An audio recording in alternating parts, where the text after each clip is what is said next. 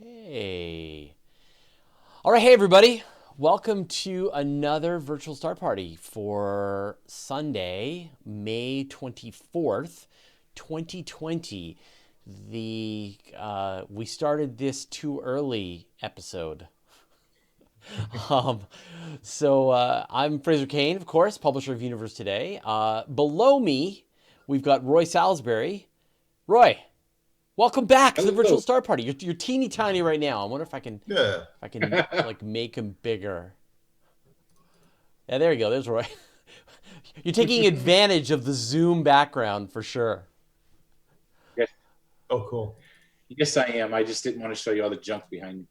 Oh, it's a good trick, right? You can use that background to hide all of the sort of detritus that's in your scene, as opposed to having like an actual green screen. That's pretty awesome.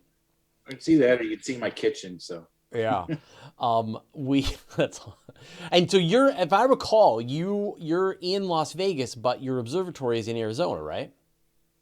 Correct. Yeah. So you still access this telescope remotely, like me. Yeah, this is all over satellite. Yeah. Very cool. Awesome. And then we got Chris Elliot again. Chris, hey man, how's it going? Good, and yourself? Good. Let's bring you up here so people can see that you exist and you're not just a tiny little. Right on. Okay. And then of course, I have to keep doing this. Oh, I'm not happy, Zoom. Like I said, I've been dealing with all this technology. So where are you, Chris?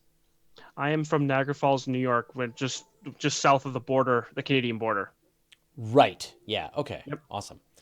And of course, you were one of the members of the Star Party back in the day, so it's kind of great to kind of start bringing the team. But what's amazing is that you've all been just like progressing your astronomy since we shut the whole virtual Star Parties down, like 4 years ago, and it was, and so you've all probably got better gear, you got better technique, the technology for sharing is better. So now we can see Roy's weather. Roy, your weather looks great. I can see some clouds off to the horizon. How does it look sort of for the rest of the sky?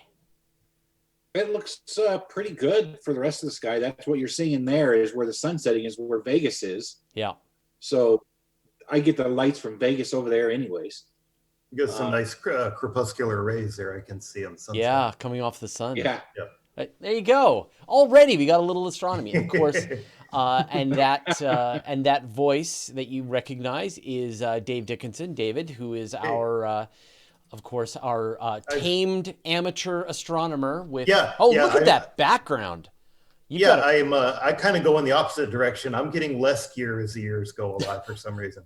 But it's because I spend most of my time writing. It's like I should go out and actually look. I was telling Corey the other day, I should go out and actually do some astronomy once in a while. I write about it all the time. Yeah, but it's great. You've got the previous book there. The previous book and the new book, and since I still only have it in the very ragged raw version, I don't have the other. The final copy should be in my hand in about a month. I thought I'll splay out all the sections. That way, it's like when we say go to Ursa Major, I have that section of sky. Perfect. Well, so I mean, part of the point of this is that we are Part of this is that we are going to continue to beta test the new book.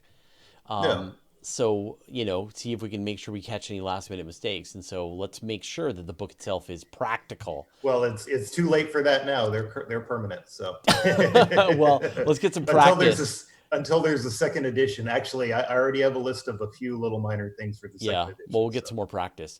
So you can see, so I mentioned sort of at the top of the show, of course, was that we are a little early. And so you can see because we don't have anyone who's joining us in the Southern Hemisphere, Corey's not able to join us tonight and share the planetary stuff. Tonight's going to be deep sky. But you can see the sun just went down for Roy, so I'd say Roy's got about 45 minutes before I can really do anything. Yeah, well, I mean, we'll start. We'll go after some stars. We'll go after some globular clusters. We'll be able to get some good stuff. Yeah. Are you able to do anything planetary with that setup? Because I mean, Venus and Mercury are up, right? I have never tried. Right. Great. I was out imaging last night. Venus, Mercury, and the crescent moon were all in a nice tight And group, what about the so that's moon? Because the kinda cool. crescent moon is beautiful tonight. I think it's like two days past new. So Yeah. Yeah. It's past. It's just above Venus now. Yesterday it was just below it. So Venus is really cool right now because it shows a really thin. Even in binoculars, the crescent just pops right out right now. So Yeah. And so the thing that I think is, oh, there we go.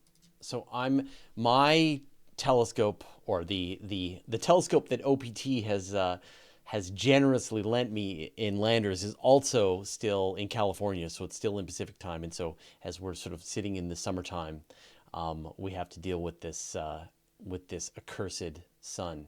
yeah, I see you slewing there. Yeah, so I'm just moving the telescope to point at the moon, and so I'm now tracking on the moon. So I'm going to try focusing on the moon and see if I can get a picture of it. See if I can take a quick picture of the moon. But you've got a couple of other camera shots of your observatory, Roy. So can we see like some other views of it? Sure. Let's see what else I can get here. Let's do the telescopes themselves before it gets too dark.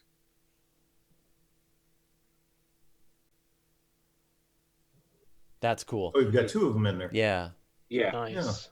There's a 10-inch RC scope on there, which is about 2,000 millimeter, and then there's the Explorer Scientific refractor, 152 millimeter. Cool. Or it's about 800 focal length. You've got them on proper piers too. That's something I always wanted to do, to have a good solid pier under. Yeah, that was the very first things when I built this. Was I poured the piers and then built everything around them. Yeah, that's really the way to do it. That's great. And then I like that kind of open roof too, because you're just open to the sky. I always like that. I mean, the domes look like observatories more, and the domes have their place, but I like the open roof. So I'll show you my sky, and you'll see what my problem is. I'll just put my sky over top of. So there's my sky, and you can see I've got some clouds. Oh, yeah, you do. Yeah. So that's an all-sky camera of what's above where my telescope is viewing.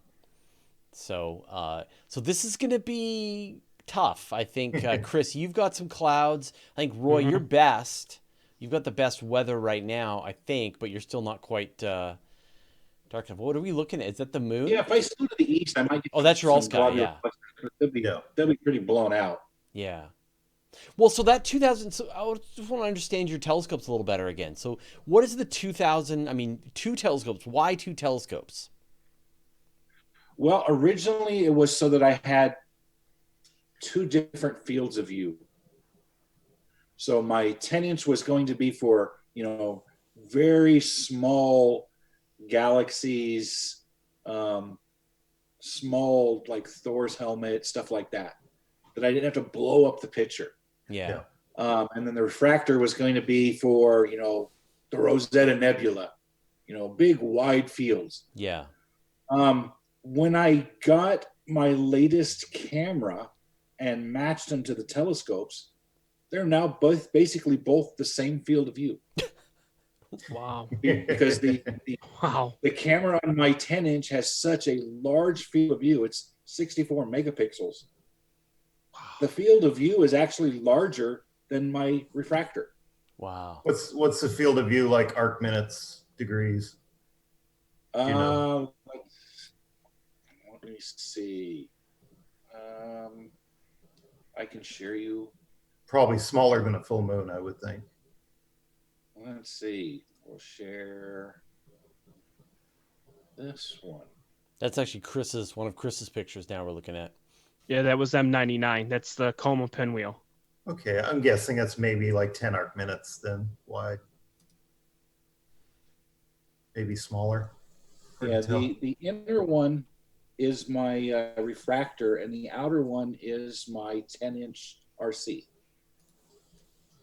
Okay. So they're pretty much the same now. Wow. It's just I have much better resolution on the 64 megapixel. Oh, right. So I got to switch. Hold on. I got to switch to your shot. You got to remind me, Like if I'm not looking, you got to remind me to switch the camera. So if you guys don't see the camera in the output, then I'm not looking. Then nobody's seeing it, and I'm not even seeing it. Gotcha. Yeah, so you got to tell me, Fraser, switch the view, Fraser. Yeah, or like switch to my screen, Fraser. That kind of thing, and then I will obey. So I don't really need both scopes running, but now I figure, hell, I can shoot two objects at once now, or I can use one of them for doing asteroid hunting or something else. Yeah. Just let it automate all and start taking all sky pictures. See M99 about 5 arc minutes across. So I think its field of view is probably like 10 arc minutes, maybe like about a third of the full moon. So pretty good. Delicious Plum says, for some reason, I was picturing Fraser and his peers with huge backpacks and pull wagons with their gear on them heading up into a rural field. Yeah. I've done that sort of thing. Yeah. So let me see if I can go after Venus. One of them, the refractor is 51 by 38, and the RC10 is 61 by 41. Okay, no, that's pretty good. That's almost a degree then. So you can see I'm slewing the telescope to Venus, but... Oh, okay, I'm tracking it. And so the problem is I think yours is quite wide field. Yeah, Fraser, mine's so probably the widest field. Mine's like it'll probably look just like a blown out kind of like star. Yeah, right. Yeah. This is not a planetary system. The Stellina scope had the same when I was testing it. It was the same. It wasn't really meant for planets because the field of view was so wide. You could do the moon, okay, although it seems kind of weird to aim a $4,000 scope at the moon, but It took pretty good pictures of the moon, though. It did. It took. I was thinking, for a lunar eclipse, it would be kind of nifty to use. Yeah. Actually. Yeah. So I'm just getting very. So I think we're probably going to have to start shifting the time later. Mm-hmm. Probably start at 9 until we get out the other side of solstice. But yeah. But I think, I'd love if anyone has any questions about like telescope, about gear, about getting into the hobby, about being an amateur astronomer, about what's up in the sky. By all means, hit us with any of the questions that you've got in the chat. And then you can watch as the skies get darker for all our different observatories. And then we should be able to get to a point where we'll be able to start taking some pictures. But I've got this light cloud, unfortunately. So even for me, that's probably going to wreck a lot of the pictures. Hopefully I'll find the sucker holes and then it's too bad because the comet we had been following, T2 Pan-STARRS, is up near M81, M82. I thought we might be able to get all three in a frame. Might be kind of nifty. Oh yeah, that'd be great. It's very. I think it's within reach of that. They're about a degree apart. Yeah, it is. Yeah, and actually I tried to get it not too long ago. It was about 2 or 3 days ago, just as it was ready to pass by it. And I still have to get it where I have to stitch it together so that it would be in one frame. Yeah. Oh, cool. Yeah, tonight they're still together. There's another one, but I don't know if it's bright enough now. Is Y1, not Y4 Atlas, but Y1 Atlas is up near the Owl Nebula tonight too. I thought might be nifty. If it's bright enough. I think that there's some talk that comet might be too faint now. All the other good comets are in the morning, so those are the only good evening comets right now. So, like Swan, right? Yeah, I haven't seen Swan actually. It's very bashful because it's down in the twilight. I tried for it with binoculars the other morning. I got up early, and there's a very narrow window for us folks up north to see it. But it's unfortunately it's hiding in the twilight right now. So I haven't seen it for myself. I've seen T2 Pan-STARRS. That's unfortunate. Yeah, T2 Pan-STARRS is really well placed for us up north if it were only a little brighter. Right. Yeah, we got a lot of shot. So John Little is asking, hey, Fraser, is it possible to use several telescopes together as an array? And so you could use 2 telescopes to gather data at the same time, and it would be the equivalent of you having essentially a telescope with the total surface area of the 2 telescopes. So it's possible, but it's kind of a pain and it's not worth it. Yeah. And so very few astronomers will do that. There are a There are a couple of telescopes. People will do that. There's some like science instruments that will do that. They'll have like a whole bunch of telescopes. But there's like another technique that you probably heard where they actually put together a whole bunch of telescopes all at the same time, where they can take advantage of the fact that the telescopes are far apart, and then it acts like a telescope the size of the distance in between those telescopes, which is amazing. But the problem is you have to get those telescopes so that they're viewing objects right down to the individual wavelength. So a millionth of a, like into the nanometer scale. And that's just not possible with anything. I've always heard optical versus radio interferometry. Yeah. And so if you use like a radio telescope, and that's what they did with like when they took a picture of the supermassive black hole, the heart of the supermassive black hole, is they used telescopes, radio telescopes all around the whole world, and used them to take an image. But in this case, you have to match them up to the wavelength of the radio telescopes, and they are in, say, the centimeter band. And so it's fairly easy, if you've got really accurate clocks, to match up your wavelengths to the centimeter, right? You can see a centimeter, it's big, while a nanometer is really hard. And so there are some telescopes, the very large telescope down in Chile, there's the large binocular telescope, there's the Keck Observatory, there's a bunch of these that they know exactly how far apart these telescopes are, and they're able to essentially combine the images between the two telescopes. But for practical purposes, it's not worth doing. You can add, if you have 3 telescopes with the same size, it's the equivalent of 3 telescopes. You're getting that resolution as if it's a mirror as big as the spacing.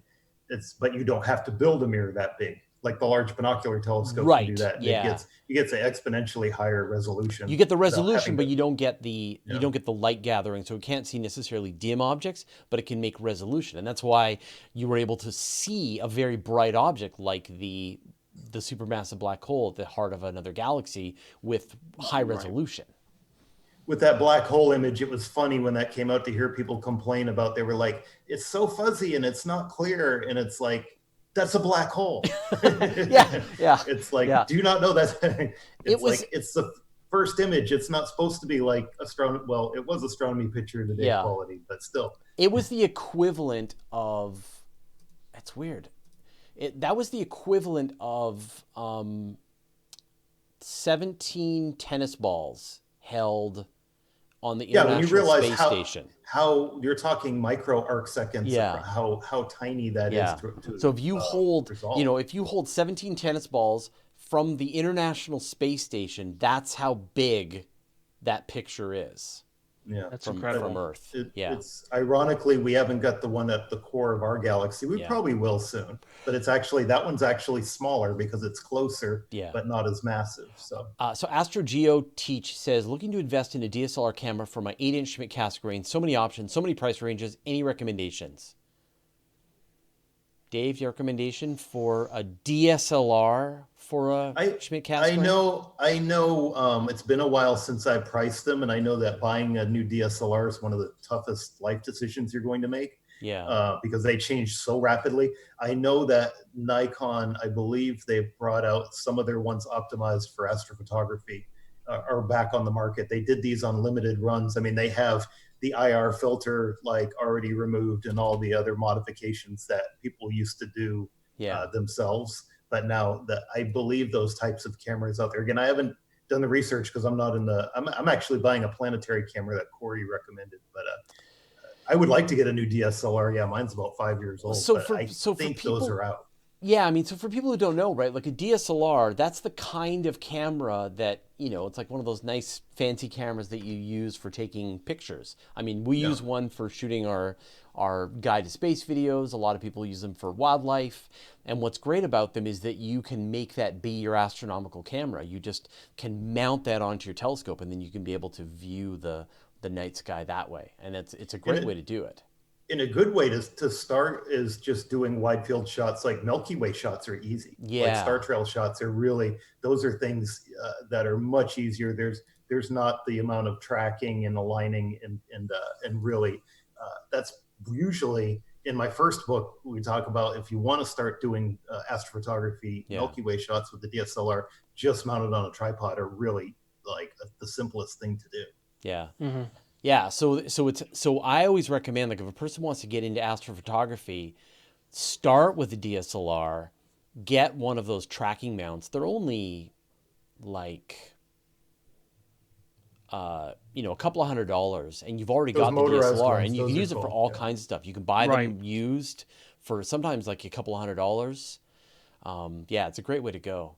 I've built, and there's instructions in that first book, you might remember, to what they call a barn door tracker. Yeah. With about $15 worth of hardware. This is a tracker that literally every 15 seconds you get a metronome going. You're turning a little screw, and it's moving it, and it's essentially doing, it can equatorial, it can track for 2 or 3 minutes. It can Yeah. extend your exposure time. So Yeah. it's a fun little, like, if you really want to cheap it out. Yeah.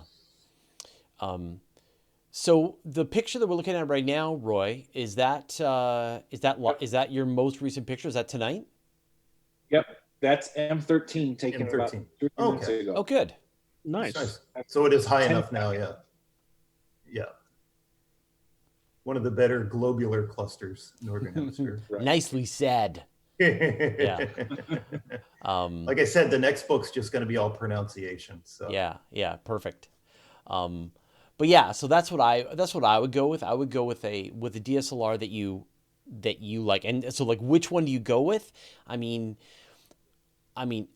most of the time people are using Canons, like depending on whatever you can afford.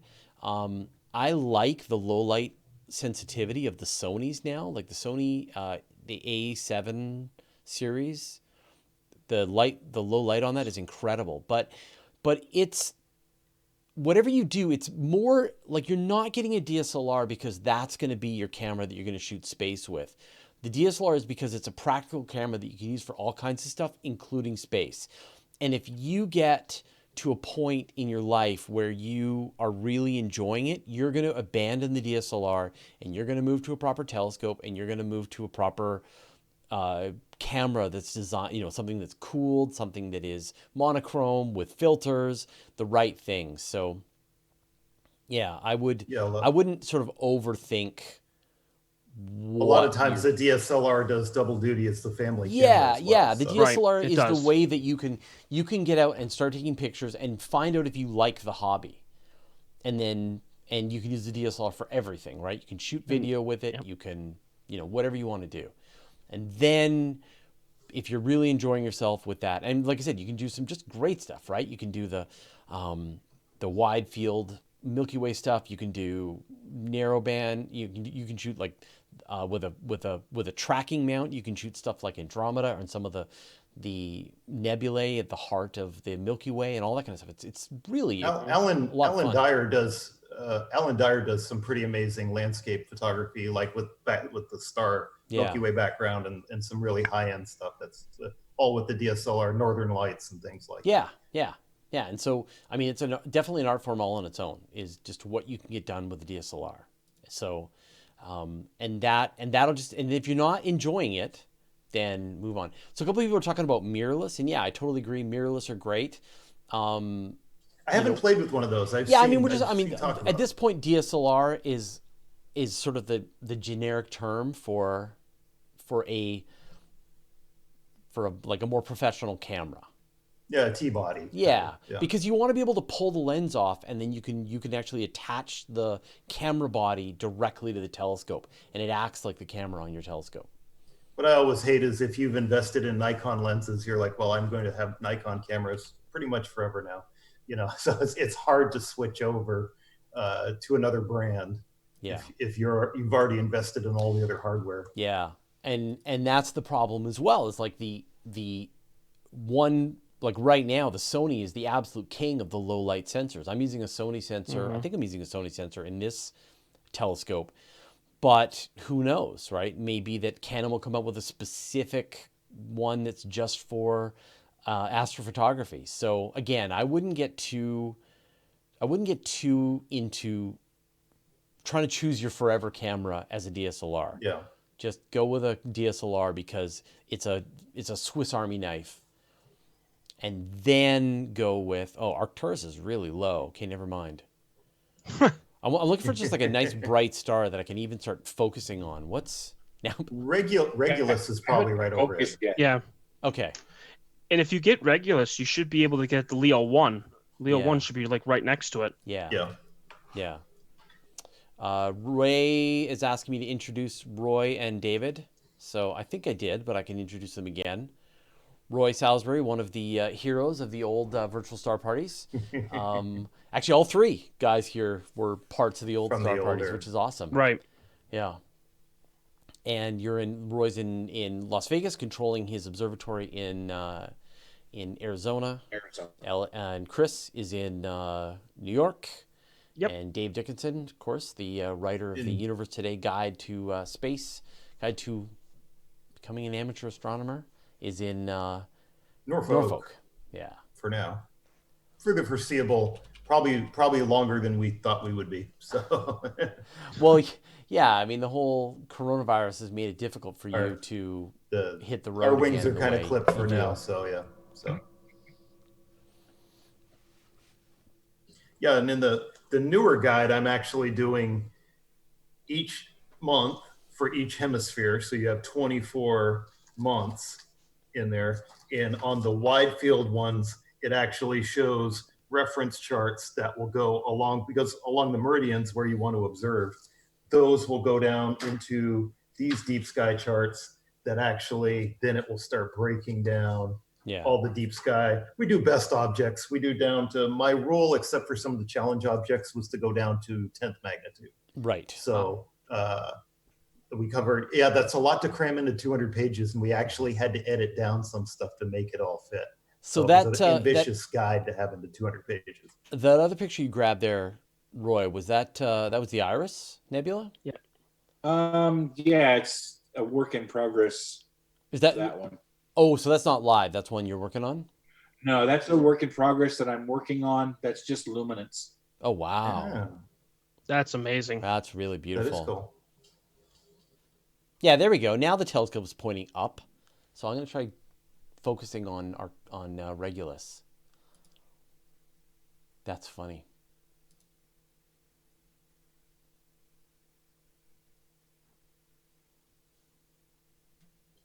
All right. Yeah, it's tough. So like I said, I think next week we'll start an hour later. Hate to do it, but this is just bad weather for me. And so Chris, what's your weather like? Weather here is cloudy. Very, very cloudy. It was clear all day. And then at about 10 o'clock, the clouds rolled in. Like, I had the observatory open, was ready to go. Yeah. Got Arcturus, and then everything just went bad. Guiding just decided to, and I was like, okay, I'm done. That's funny. Yeah. But that's how it goes. Oh yeah.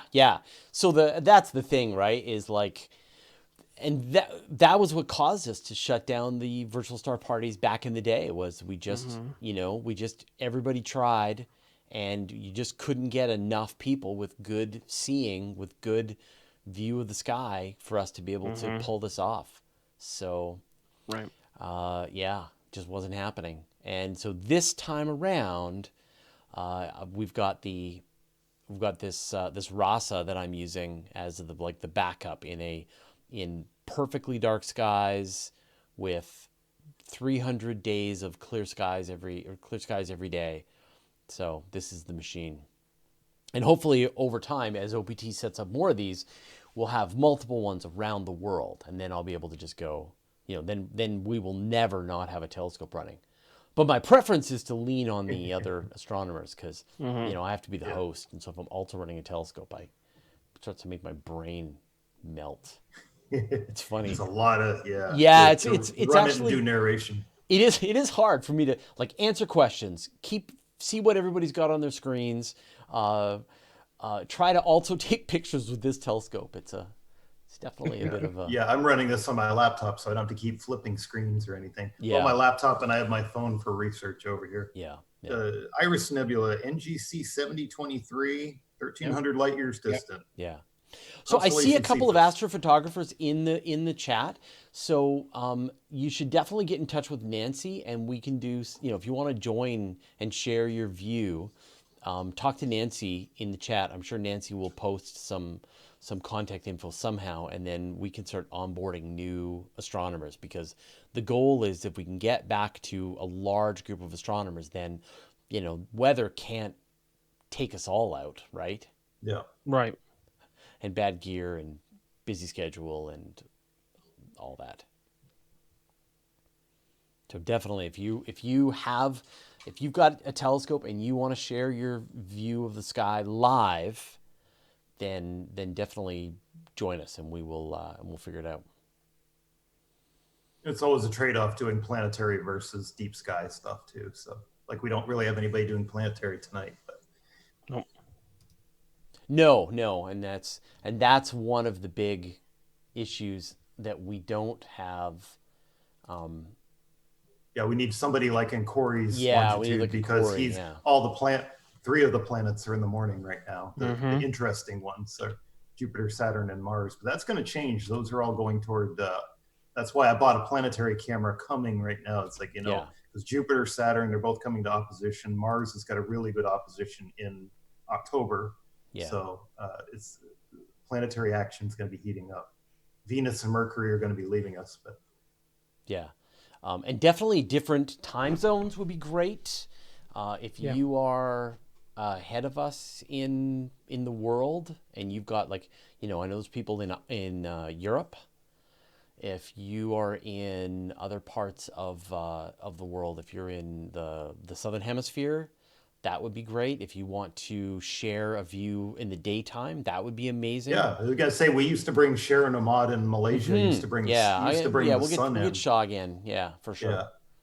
Yeah. Although the sun's not doing anything right now, so it would just be so it would just be a ball, just a yellow white ball. I have this little PST, and I do sidewalk astronomy sometimes, but I hate it when it's like, well, there would be something, but right now there's nothing. So it's a red ball. So why don't we go after some bright targets with Roy, and then as I can, I'm going to keep wrestling with the sky glow, and then at a certain point I'll be able to start jumping in with some better pictures.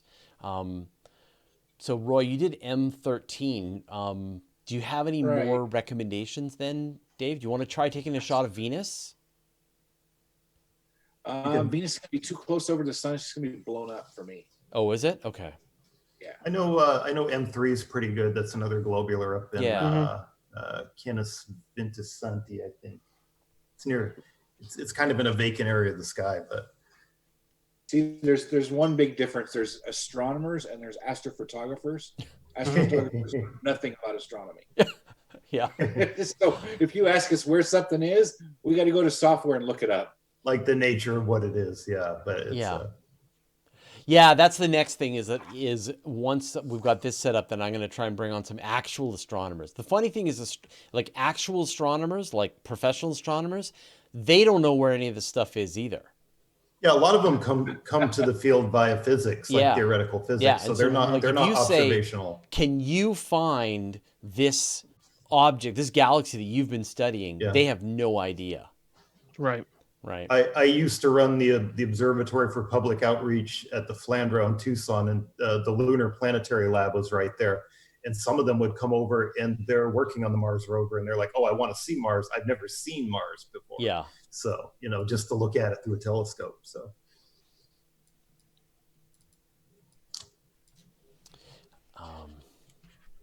That's great, Iris. Though, I'll show you a couple of pictures that we took last week if people missed it. Let's see.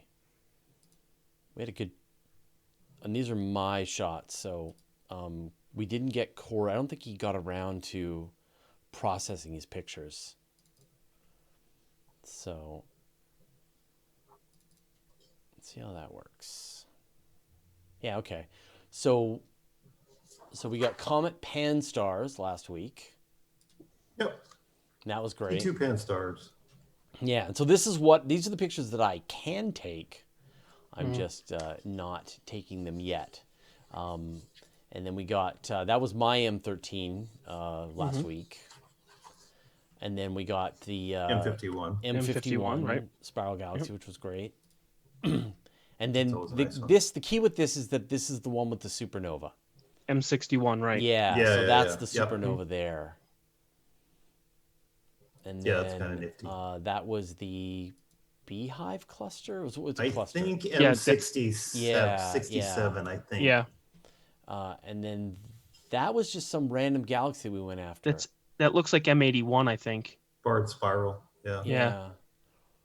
And then another random galaxy. That one's M99. That's the Coma pinwheel. Yeah, yeah. It must have been after I left. I didn't catch that one. And then there's M 101. 101. That's pinwheel. Yeah, that's the pinwheel. That was a good one. It's pretty bad we know these visually, but still. I know. And then this was the hit. This was the hit of the night. Markarian's chain. This was Markarian's chain, and this just blew me away because you could just see can go quite deep. You go like count the galaxies, right? Like 1, 2, 3, 4, 5, 6, 7, 8, 9 there. But then there's even fainter ones as well. And so what I loved about this, and we'll try to take another one today, is that this is like we are part of the Virgo supercluster. And so you're staring into the downtown Virgo supercluster. And these are all the galaxies that make up our corner of the universe. And we're looking out 30, 50 million light years away. And yet these are the galaxies that we're gravitationally bound to, which is just incredible. I think those brighter ones are M84, M86 are the brightest ones in that chain. And then this was the blue blue Ghost of snowball. Jupiter. Yep. Oh, was it blue? Okay. Yeah, or I know we Jupiter's looked at the Ghost, Ghost. I think it was. Yeah. I think we looked at the Ghost of Jupiter and Hydra at one point. Yeah. And maybe that's it as well. We might have. That's the owl. And that was the Owl Nebula, which was great. Yeah.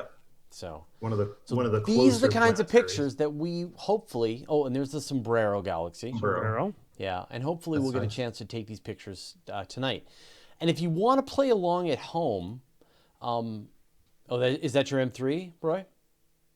That is M3. So just to give people some, so here's the thing that I recommend. If you want to play at home, I recommend that you install a piece of software on your computer. It's free to install. It's called Stellarium. We actually use this quite heavily with all of the work that we do, both on Universe Today.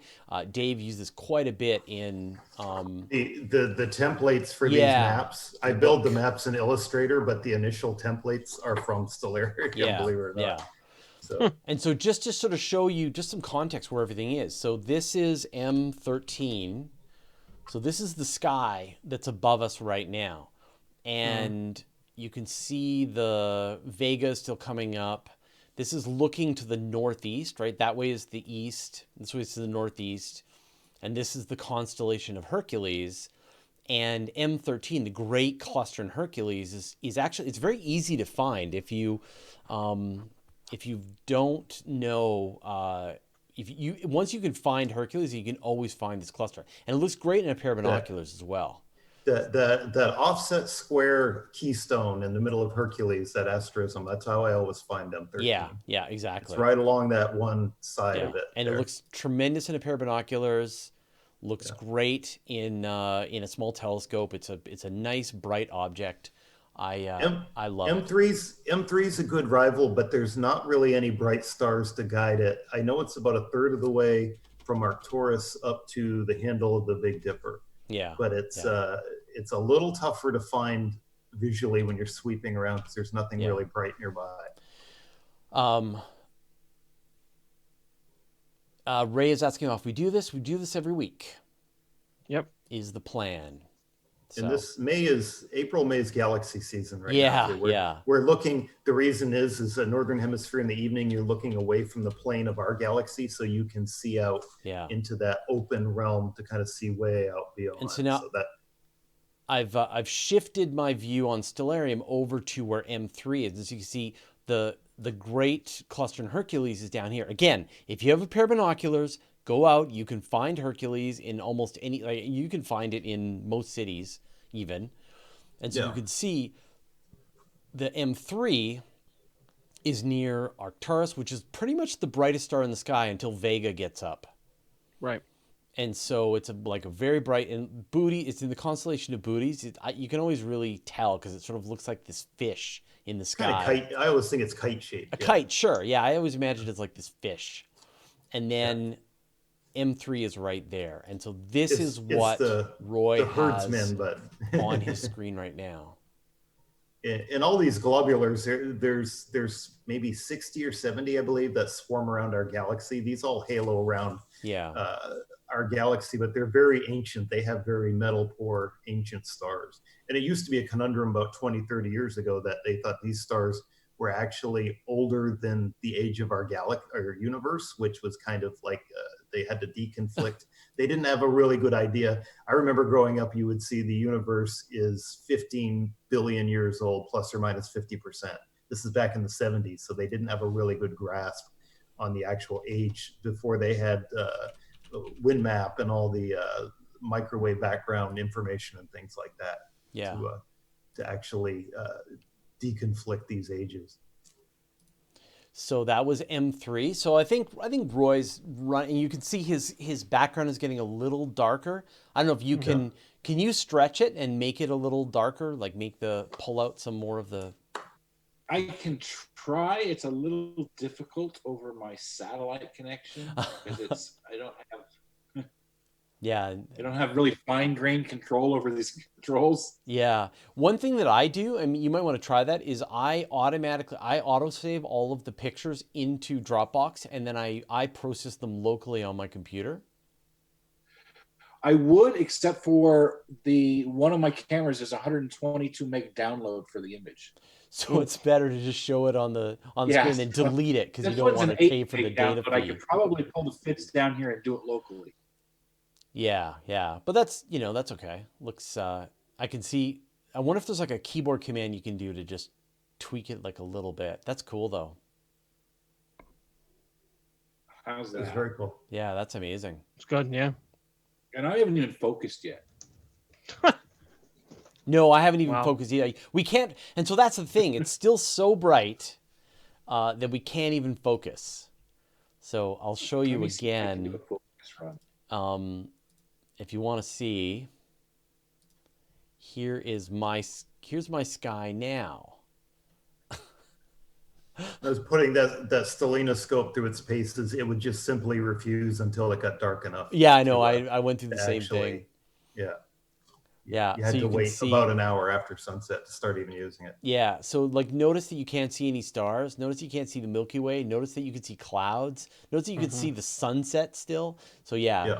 Like I said, next week we start later. Next week we start at 9 because clearly like about 9 this is going to start getting good. And we're already like an hour into the start party. But we'll run a little late if for whoever can handle it. I'm good for about another 45 minutes. So. Sure. Yeah. Yeah, we'll send you pictures. You just tell us what you want. So unfortunately, I can't take any pictures yet. So go ahead. Now's your chance when we're less focused on attempting to wrestle telescopes. If you've got questions about any questions you've got about space and astronomy, hit us with them about amateur observing. I know a bunch of people have asked some questions before. Let me just check them out. I miss actually being able to go out and do star parties right now. So Chris O was asking, what star map was I using? I was using, so this is called Stellarium. Stellarium. Yeah. It's really awesome and it's free. It. Yeah, it's free. Yeah. So just what I started with. Yeah, and a lot of people will control their telescope with it. Yeah, you can get like ASCOM drivers that actually will hook up to your telescope. I really like how they render the sky. I know it's kind of a minor thing, but versus other, just the hue and tone of the sky looks more realistic than other planetarium programs. The only drawback that you can't always, if you've got a new comet or asteroid or something, I usually have to go to something a little heftier like Starry Night and plug it in and do all the simulate to actually plug in the ephemeris and everything to get it loaded in. Stellarium maybe doesn't always have those things. It's a little more lightweight on its database, but it's a cool program. Yeah. And I've seen that you can actually put your own, like you could take a panoramic picture of like your backyard and you can upload it into Stellarium. So you can actually see your obstructions and everything. Your actual horizon. Yeah, your actual horizon. Yeah. Oh, I'll have to try that. Actually. So Stellarium should be on the Mac as well. I think it's even on Linux. Yeah, it is. Yeah, so Ray is asking what autofocuser you're using. This is a Starlight Instruments on the telescope. Starlight Instruments autofocuser, or the focuser is. The autofocuser is built into Sequence Generator Pro, which I've actually never used until tonight. Usually I do everything through the sky. And it has a really good focus routines in it. Yeah, that's what I'm using. I'm using the Sky, and I'm running its focus routine right now, and it's really trying hard to get focus. Yeah.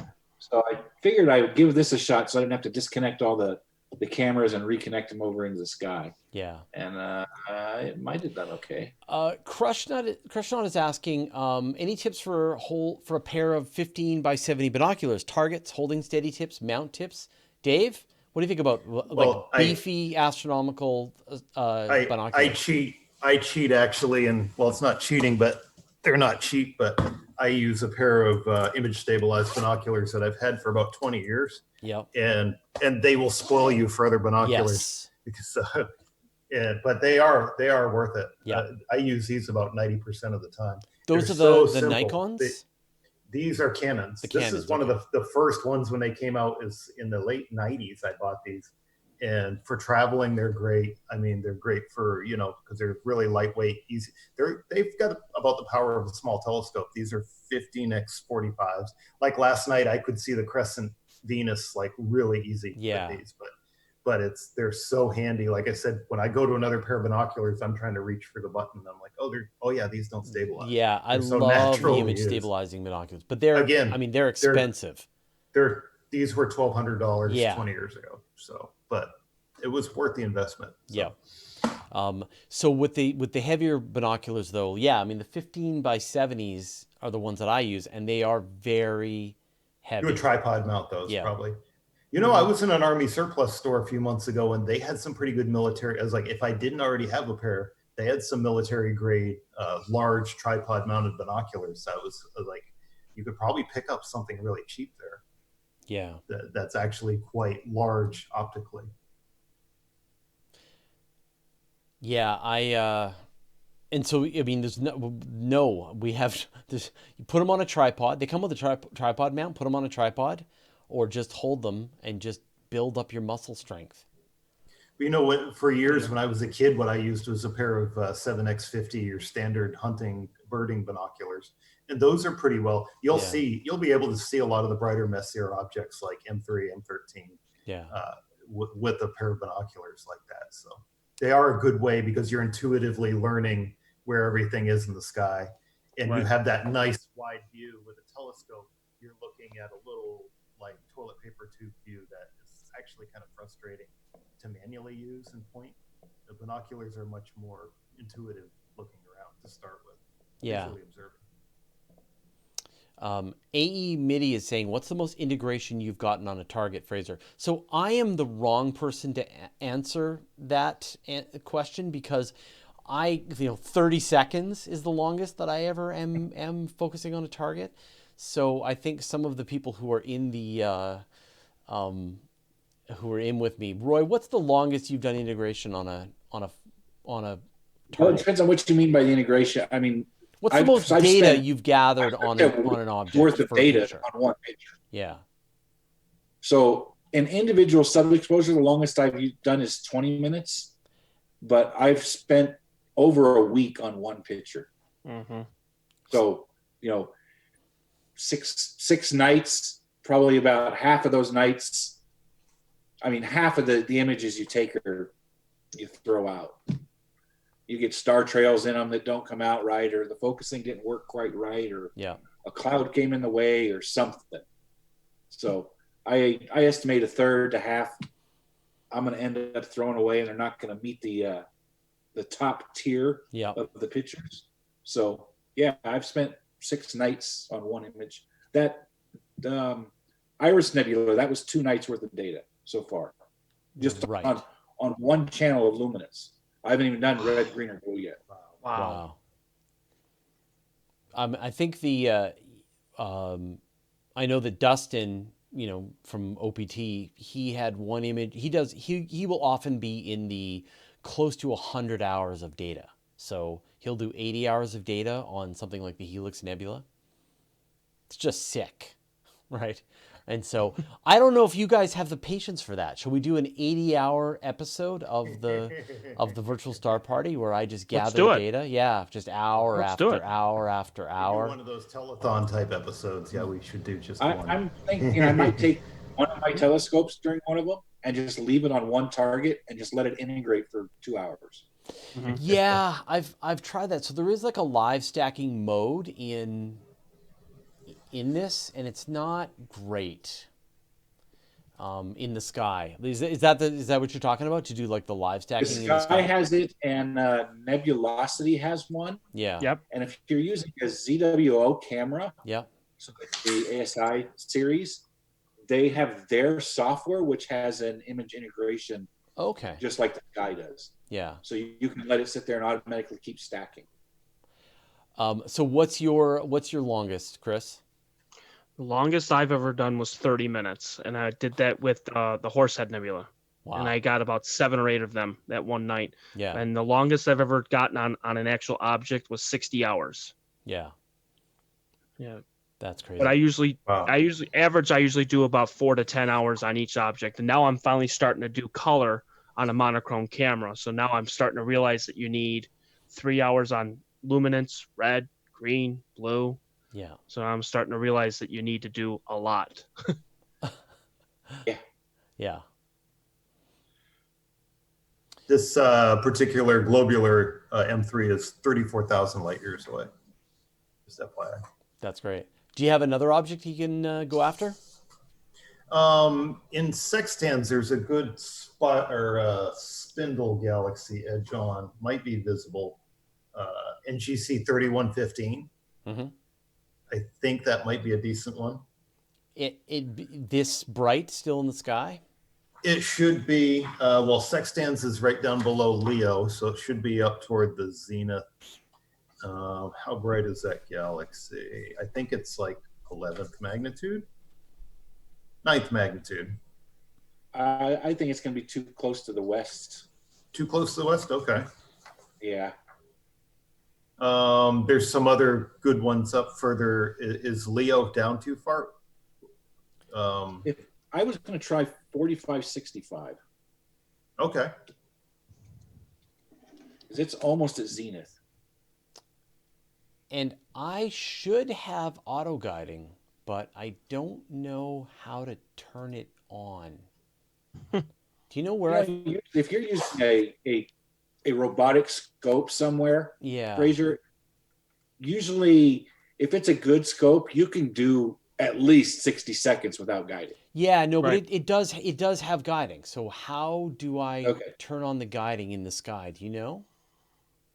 The Sky, there's an auto guider tab. Yeah, I don't have the tab. On the left-hand side. I don't have the tab. Then at the top on the menu, there is the display menu. And display. There's an auto guider in there. Yeah. That should turn on the tab, hopefully.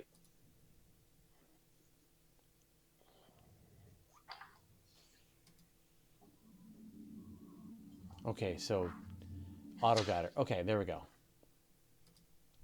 And then you can there you go. Okay. Take an image from there. It's I could walk you through a whole no, you know what? It's not connecting, so I think there's probably more technology. So I'll talk to Dustin and get that available for next week.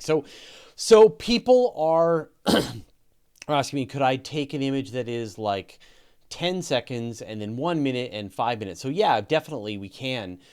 What happens though is, well, we can even do this with Roy's setup right now. So Roy, how long was the exposure on this this M3?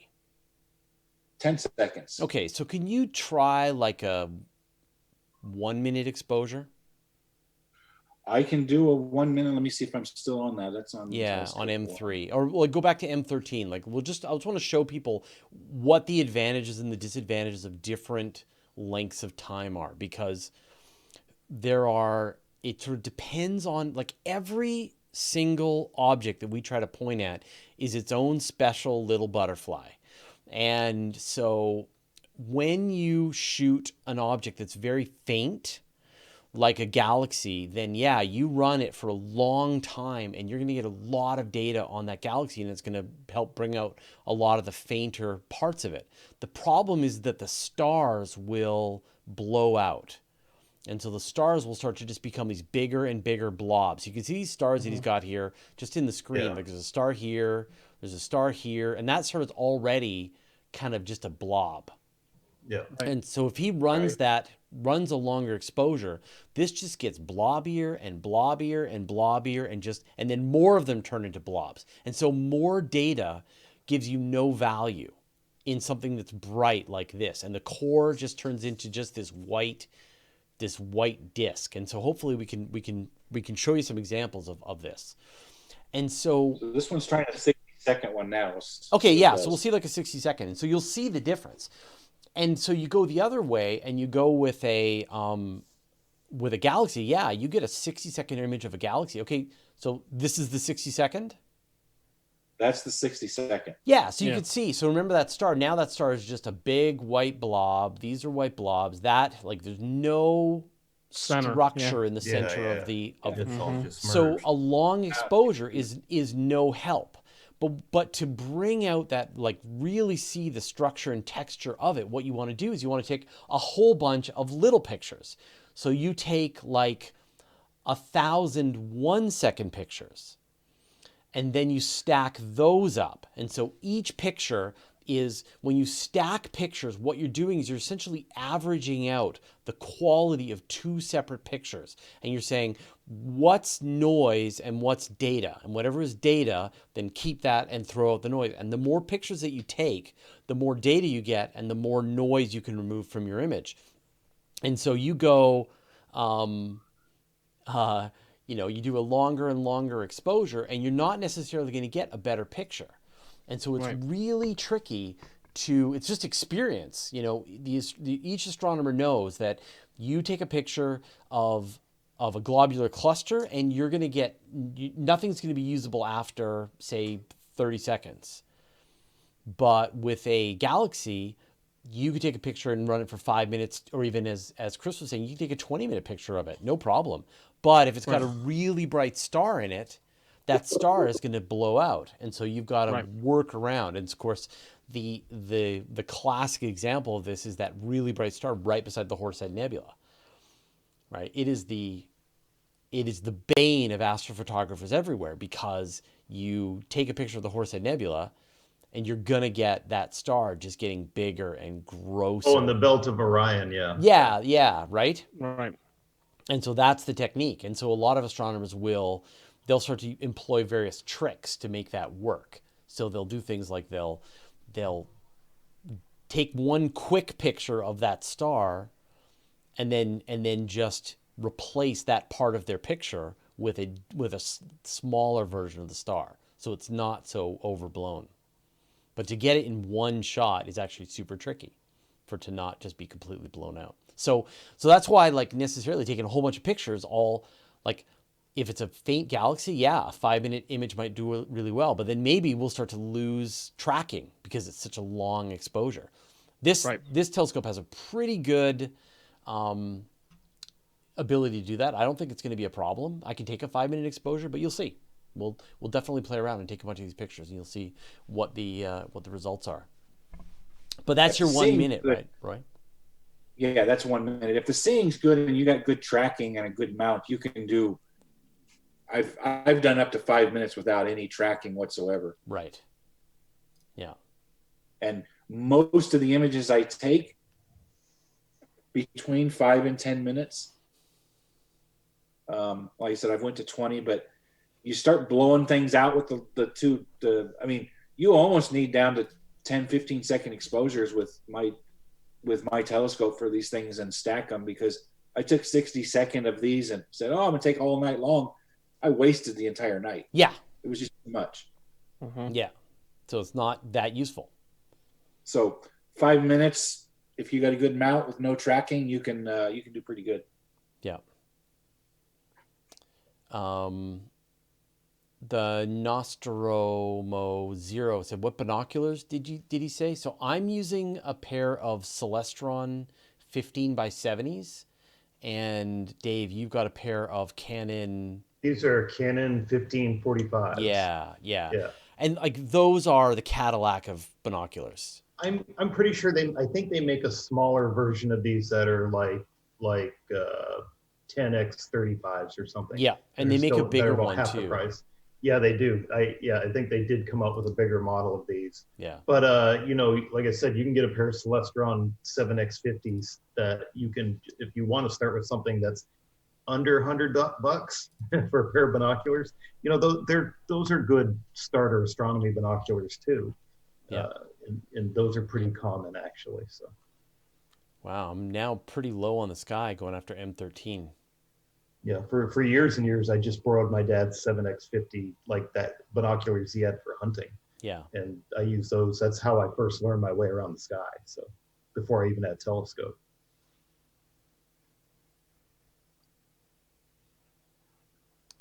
Krishnan is saying, are there any objects besides the sun that a long exposure could damage your telescope? I don't know about damage. Yeah, I can't think of anything. No. Yeah, the sun is the only one that's. Yeah, and it's not even the amount of it's the heat. I mean, you're basically putting a magnifier on your CCD. Yeah. Yeah. I've even heard stories of guys leaving their scope out and forgetting the cover to put it on, like a Dobsonian, in the sun rising and starting to shine into the telescope. That's afterwards. happened to me. I wrecked a telescope. There was a guy that set his deck on fire one time. I read an article about that because it was just the wrong things that all happened where the cover was off, the sun hit it just right, projected it onto the wood for just long enough to it actually start on fire. Oh, that's amazing. I melted the inside of my DSLR. Yeah. Wow. I forgot to put forgot to put my cover over it for my sun filter. Yeah. And I opened up the lens and let it go. And you have to be careful. The inside of the DSLR. Even doing the projecting the sun, if you're doing it with a catadioptric where it's like the sun, they can build up a lot of heat inside them. So you only want to do it for maybe not more than a minute because it can start scorching the coatings and things will start coming unglued and melting like things. I wouldn't project the sun for a long time with a Schmidt acid grain or something. So let's try like M51, Roy. Let's see if you can do that. It should be okay. Yeah, it should be dark enough. We'll start going after some of those galaxies, and I'll jump in as the second I get dark enough skies. It should be soon for you because it's 9 o'clock. I know. It should be I'm trying to get focus. almost there. I've actually melted the headrest on my car because I was carrying the scope and I was driving down to Cherry Springs, and as I was driving down, the sun was hitting it just right and it was going through the eyepiece and it melted the headrest, actually burned it. Oh wow. Oh, funny. I actually have a little project that I'm doing right now to build a sun gun. This is in the book too. Pamela took a photo of the one that she built. It's the one we used in the book. But I was looking at this wine box and I'm like, you know what? I think you could actually use this to project the sun from the eyepiece up onto it just mounted on the telescope. So, but there's no sunspots to look at right now. It works in theory, but I just need something to actually observe with it right now. So, yeah, the one Pamela made was out of a Coke cup that actually was had a hole in it and a projector screen on the back. But she made it for the 2017 eclipse, I believe. Oh, I'm going to do a shout out to Scout Troop 61, who's joining us tonight and watching. Oh, there's NGC 4565. Is that tonight with your Starlink passing through? I gotta say, it looks like you got a Starlink. You got two Starlinks. Pass through. Yeah, you got a couple trails too. It's funny. It's a nice edge on Galaxy. Striking better. I remember this one when I was writing the book too. This is one we had to edit some of the tables down, and I was like, this galaxy was fainter than 10th magnitude, so I actually took it out. But it actually is a nice galaxy. So we had to make some choices as far as what objects we were going to include. I was like, this one sounds familiar. It's very close to the North Galactic pole. I remember that too. I was like, Yeah. yeah. So you're almost looking smack out of the plane of our galaxy, right at the rotational pole of our galaxy, up in Comet. And I love these edge-on galaxies. I love them. Mm-hmm. Yeah, they are cool. That one in sextans was edge-on too, but it's too low now. So that's why I was like, they do look very three-dimensional that way.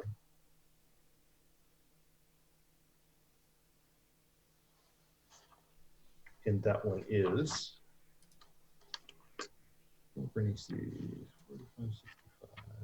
44 million light years away. Wow. Yeah, I tried when I made these tables. I wanted to, and that took some research to get all the distances in and the magnitudes and the actual how large they appear in the sky. And you come to find out a lot of these things. Galaxies, we have a pretty good grab on how far they are. Open clusters, there's a lot of different ambiguities in the distances for a lot of open clusters. If they can identify like Cepheid stars or things in those clusters, our distances are pretty well known, but there's some open clusters I found that we still don't quite know. There's a lot of variation in how far they are away.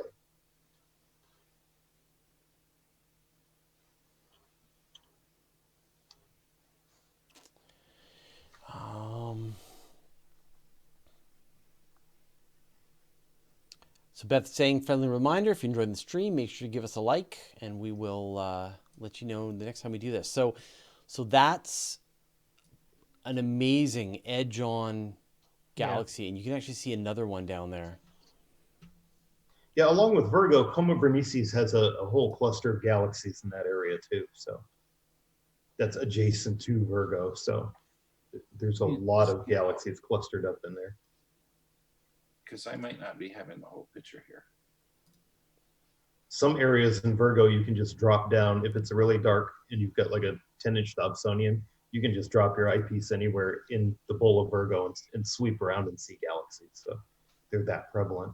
Yeah, just incredible. And a lot of times I can see other little background galaxies in the same frame. I think I do. When you were closer in, I think I could see another background one.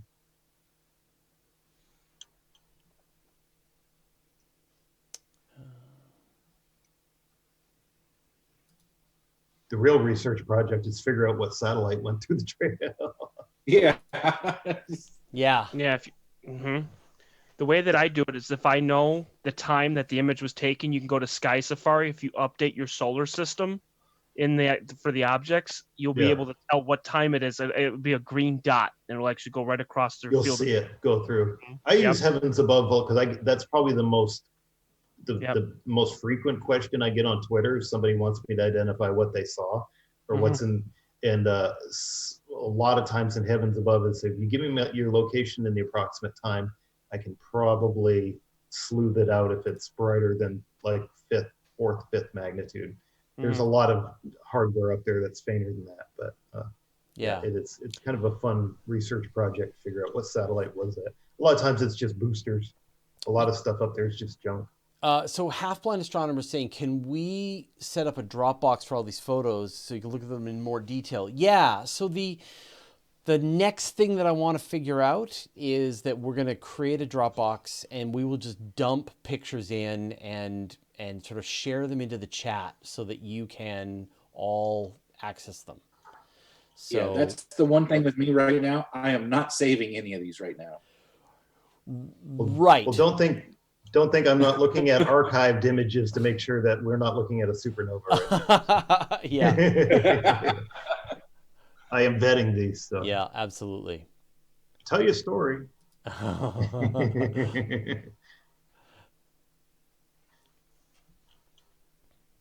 For some reason, it's taking forever to download this image.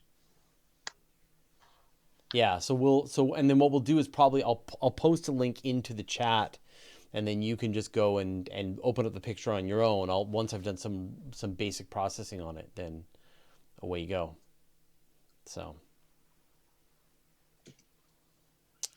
yeah, I'm working on software right now to actually do this better, so I don't have to see what I'm doing.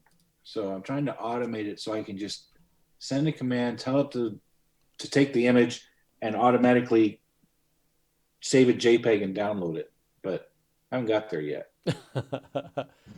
Yep. Yeah, I just need these light clouds. So unfortunately, I've still got these light clouds in the sky. So I need to. That's rare there.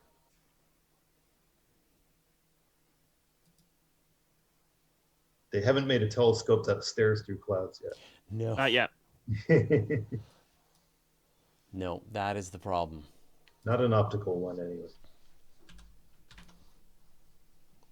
Let me see. And so now I have to.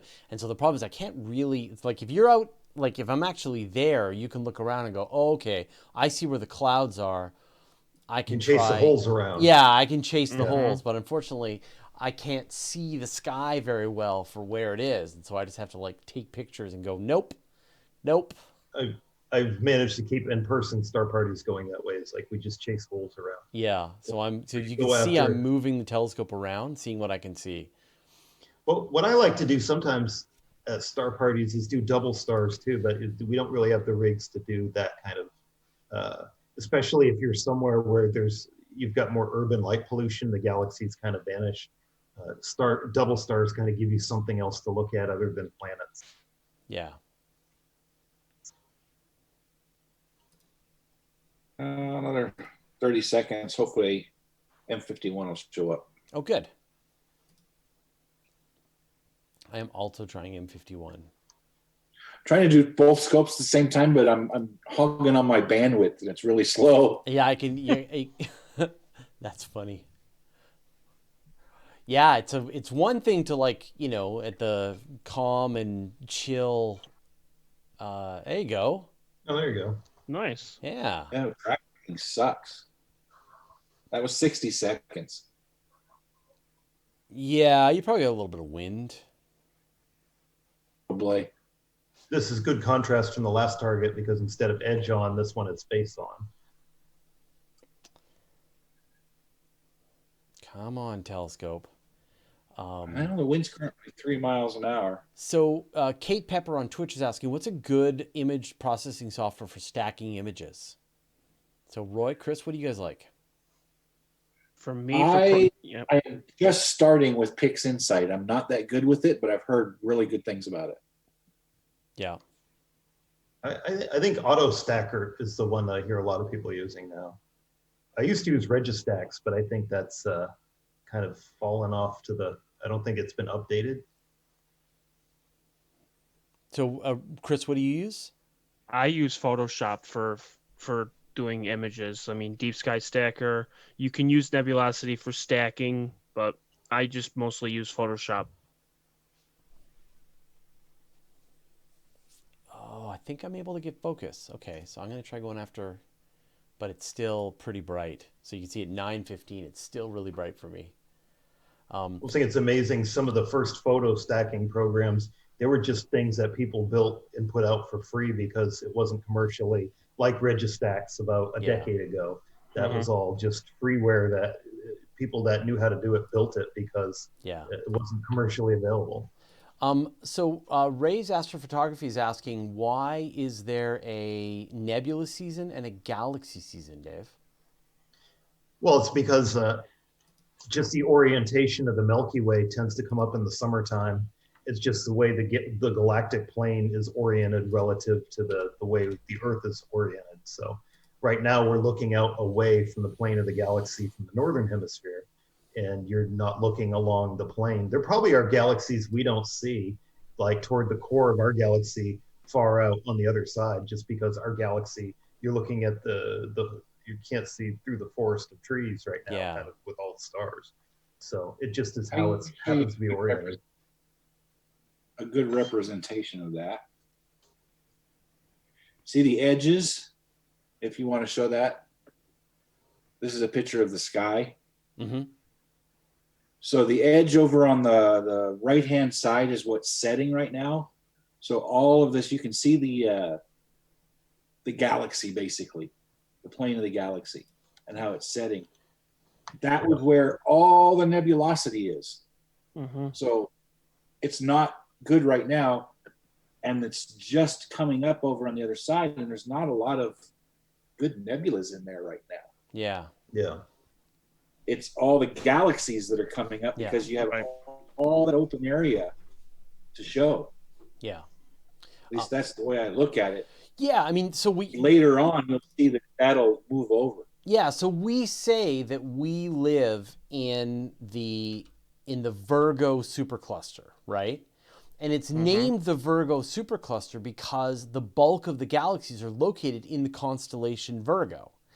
And the constellation Virgo is visible to us in this time of the year. So, but all those stars in the foreground, like in Virgo and Leo, they're in our galaxy. We're looking out through them. So you can but see, you're looking through a thinner stretch of our galaxy. So here's the constellation of Virgo in the sky, looking to the southeast. And so it is one of the most prominent parts of the sky right now, this time of year. And as you move into Virgo, all these little red, so up here, these are all galaxies all over the sky. And so all of these galaxies are all part of the Virgo supercluster that we are a member of. And so this is the time that we can see them. While, if I want to go and take a look at, say, the Swan Nebula, there it is on the ground, right? Yeah. You have a problem when your scope points at the ground. Yeah, exactly. So you know that we're not there yet, right? It hasn't risen yet. Yeah. But in a few months in the evening, we're going to have the core of our galaxy down to the south for us up north, in Sagittarius and Scorpius, and then it will be all the great star clouds, and then things like the Dumbbell Nebula and the Summer Triangle, and that's all going to be.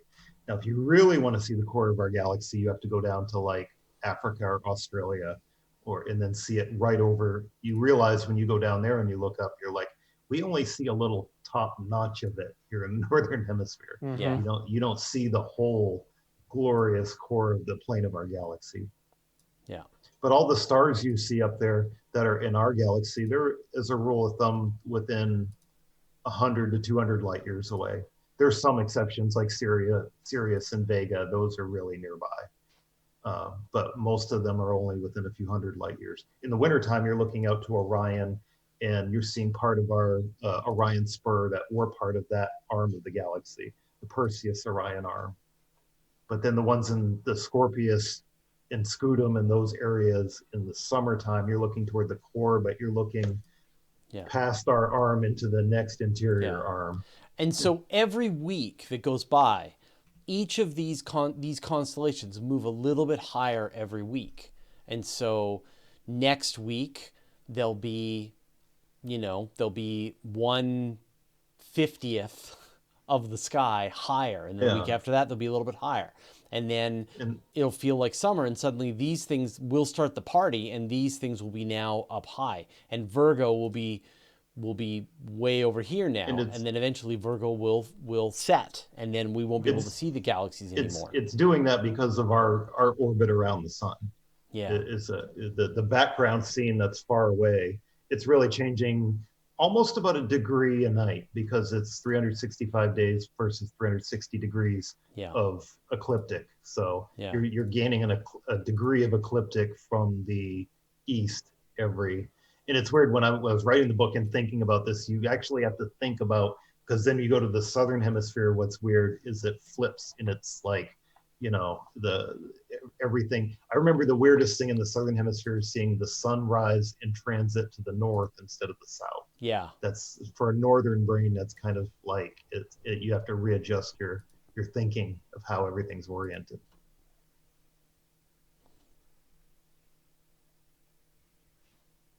So there's an all sky picture of my observatory as it is right now, while I'm waiting for this other one. So we're still seeing the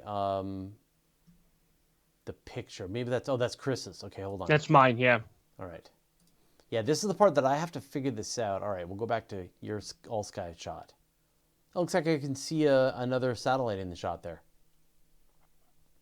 Yeah, those are, how long is the exposure on that? That's a 20-second image.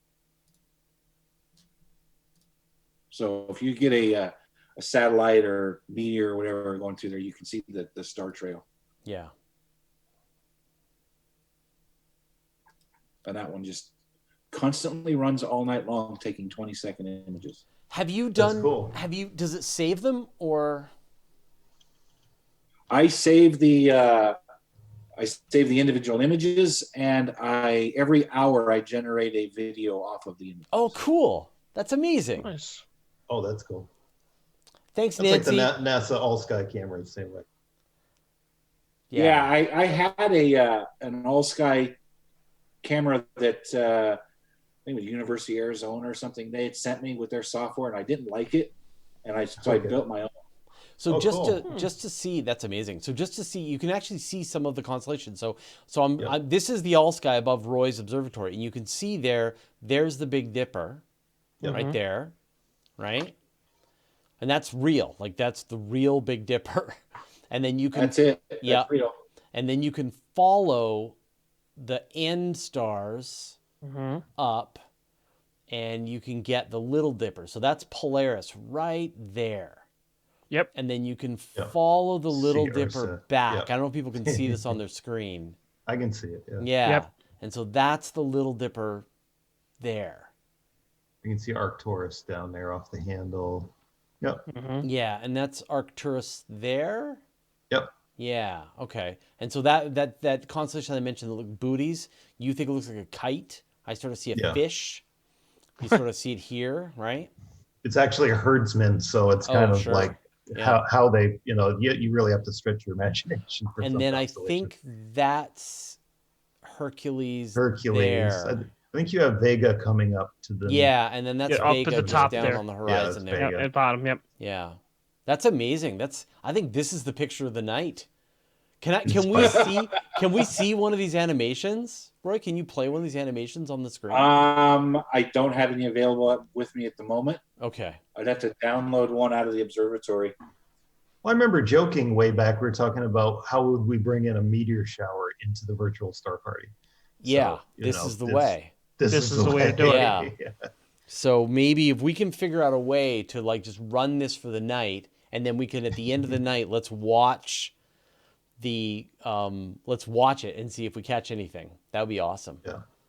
Yeah, we need a good meteor storm again. Yeah. That was my whole plan, was that I'm looking for some software that'll go through all the video that I'm getting and look for meteors. Now, that's the software NASA had that it worked. I just didn't like their camera images. But I'm looking for nice looking pictures, and they're looking for scientific data. The Nostromo Zero says, I have mosquitoes from the Permian era feasting upon me. How do you keep them away? That is one of the downs of being an astronomer. Summertime astronomy. Yeah, summertime astronomer is observe in the wintertime, but that comes with its own issues. Mm-hmm. Yeah.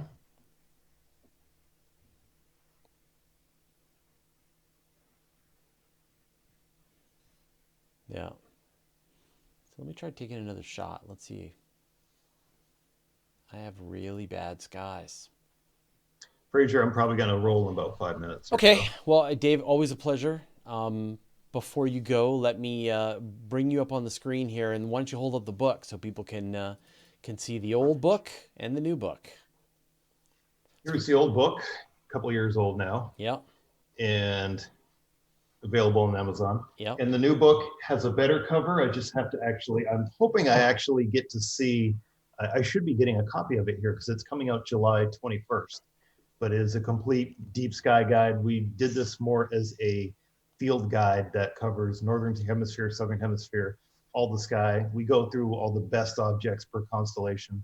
And this one, we get into a little more mythology and like we were talking about how the sky, we start with the monthly sky, how things are visually oriented. So without a telescope, when you're looking toward the plane of the galaxy, away from the plane of the galaxy, what you're seeing every month. Then when we go into looking at the sections, we actually go into telescopic objects per constellation. So it was a pretty ambitious project. It was ambitious to crunch this all into one book, because this is actually something that most books, like Burnham's does it in 3 volumes.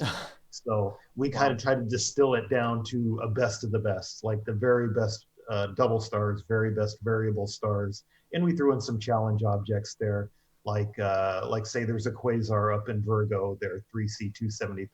You know, it's just to see a quasar is kind of neat when you know what it is. So yeah. It's it was a fun book. It should be out July 21st. Awesome. Thanks, Dave. All right. We'll see you next week if you can make it. All right. I know it's gonna be Take tough. it easy. All right, man. Thanks. All right, we'll go back to Roy's view. There's me. Yeah. Do you know what that one is, Fraser? Hold on. I don't know if I'm seeing your screen yet. Oh, it should be sharing it. Hold on. There we go. Okay. Perfect. There you go. That's the Markarian's chain. Yep. And that's live for you right now? That's a 60-second image. Oh, that's amazing.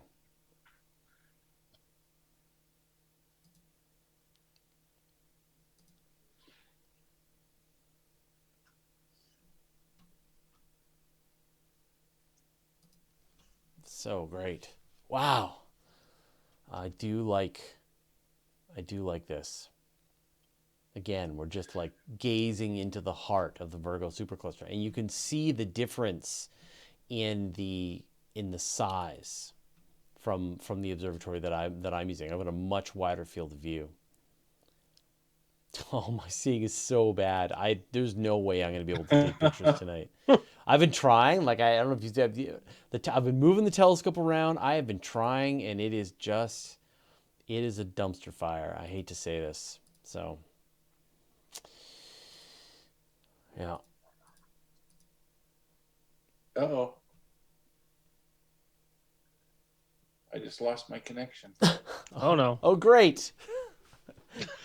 You're the only one we can rely on, Roy, right now.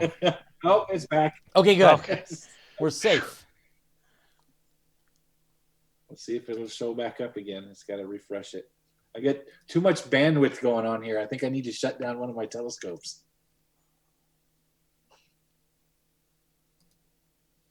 I think that's what I'm going to do. I'm going to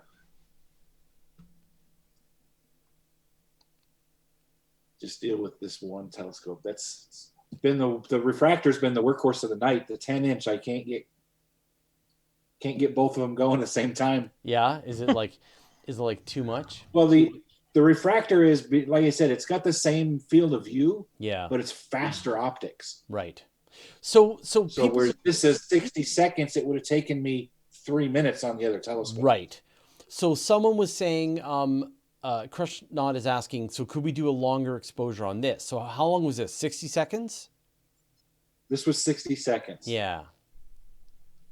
So I could do I'll do a 2-minute, and we'll see what it does. Hopefully the tracking is good enough.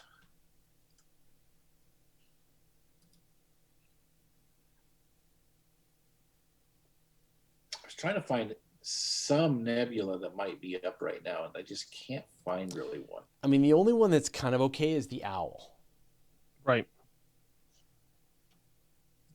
Let's see where we be. Oops, wrong button. All right, I'll try that next. So I'll show you where the Owl Nebula is. Yeah, it's up in Ursa close Major. to Zenith. Yeah, it's pretty Right. high. So it's a pretty good nebula to look at. 10 or 20 degrees off, but yeah, it should be good. Yeah. I can try that and see what it comes out with in luminance, and then I could try a hydrogen alpha. Must be a longer exposure, but we'll see. And so I think someone was asking where my telescope is.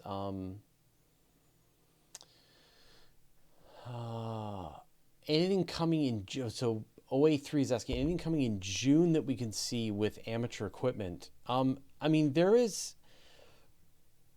It depends on your setup. I think the globular cluster in Hercules is one of the best things you can see with the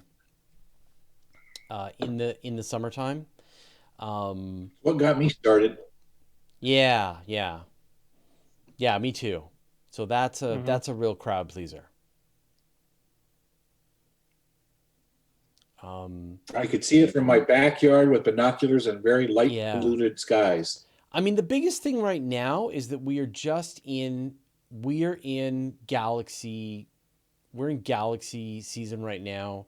But it's also planetary season. So if you get up in the morning, then you can see just all kinds of stuff in the sky in the morning. You can see Saturn, you can see Jupiter. Right. That's really the way to go. So now get a pair of binoculars, get up in the morning, you'll see Jupiter, you'll see Saturn, the moon. It's the time. Well, actually the moon is now not. The moon is in the evening. The moon, you can see the Venus. Oh, you can see Mars in the morning as well. Yep. And Mars is just going to get better and better and better.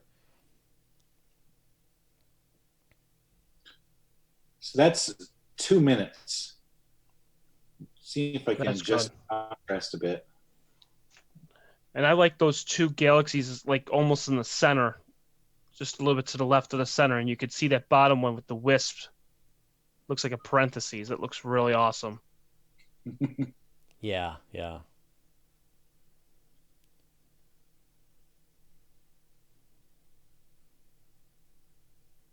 That's amazing. Well, so I think we can give you a bunch of targets at this point. Let me just cue them up for you, and then you just start grabbing them. After the Owl Nebula, let's go after the Sombrero. Actually, what's close to the Owl Nebula? Let me see what's close, so you don't have to move too far. I mean, what is that galaxy? Isn't it like M108? I think. What is the one that's right next to the Owl? There's a galaxy right next to it. Yeah, there is one there. I don't know how the Surfboard Galaxy. Yeah, it's like right next to it. Okay, let's give that a try. So after you're done with the Owl, let's go after the Surfboard. Okay, what's the? Oh, I don't look it up. I just don't. So it's yeah. I don't know what's. Let me see if I can get its number. I think it's M108. M108. Yeah, M108. It is 108. Okay. Yeah. NGC 3556. That works too. Yeah. Ronald Mitch is asking, will I be live for the launch Wednesday? No, I think I'll just watch Everyday Astronauts live coverage.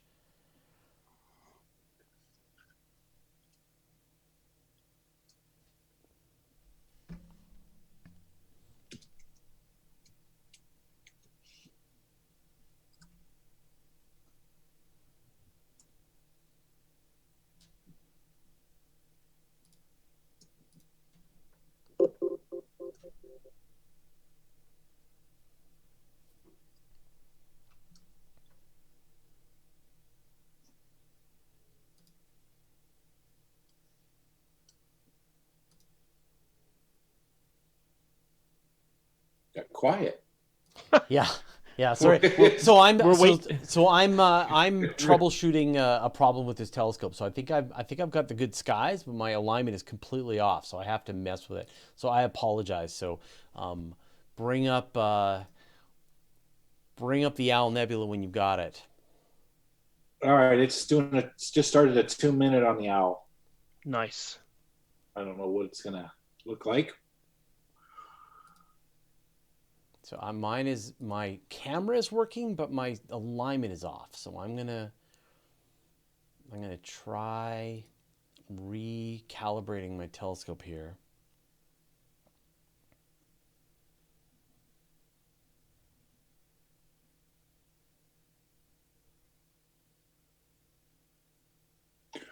So this is all with the sky. What type of mount is it? Do you know? It's Paramount.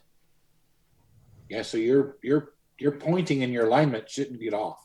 No, but for some reason the software that the Celestron software controls the actual telescope mount, and then the sky goes from there. Okay. Yeah, and so it's so I'm going to try rehoming the mount, and we'll see if that works. Because on the Paramounts with the sky, it's got automatic homing, so it'll know exactly where it's pointing when you home it, and Yeah. it knows exactly where it is. And then it does a whole T-point model on it that does pointing spots throughout the sky, so you can get within 10 or 15 arc seconds, or I don't know, 30 arc seconds pointing or something, anywhere in the sky. Yeah, so the telescope is now moving around, and so it's going to try rehoming, and then we'll see if that did the trick. And then we should be connected again. So it thinks it's pointing at the North Star, and then I'll reconnect the telescope in the sky, and hopefully it'll work. So are you controlling it directly from the sky or through some other software? I'm controlling it through the sky. So you remoted it into the PC. That's right, yeah. Okay. Oh, that's a great image. Oh, nice. Wow. That's great. There would be the owl. Yeah. Okay. So let me see if I can do the owl. So I'll chase over again to get the owl as well, and then we'll do competing owls. So how long was your exposure? That's 2 minutes. Oh, you did a 2-minute exposure on the owl. Okay. All right. Yep. It was still set from the last time. Yeah. So. Okay. Our comment was saying, can we overclock the telescope to see any farther? No. Yeah. That'd be great. Well, you can put Barlow's in telescopes, and does the magnification, but it doesn't let you see any farther. Yeah. No, it doesn't. Yeah. So it looks a little nicer with your eyes, but there's always a breaking point on that too. You can only magnify it so much before it just gets blurry. yeah.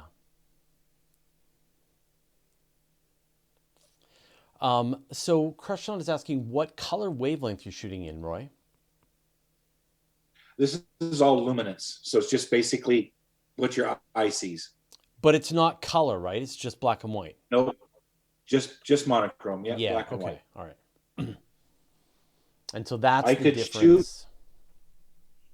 Let me try with that image, and then I'm going to try a 60-second or 120 seconds in hydrogen alpha.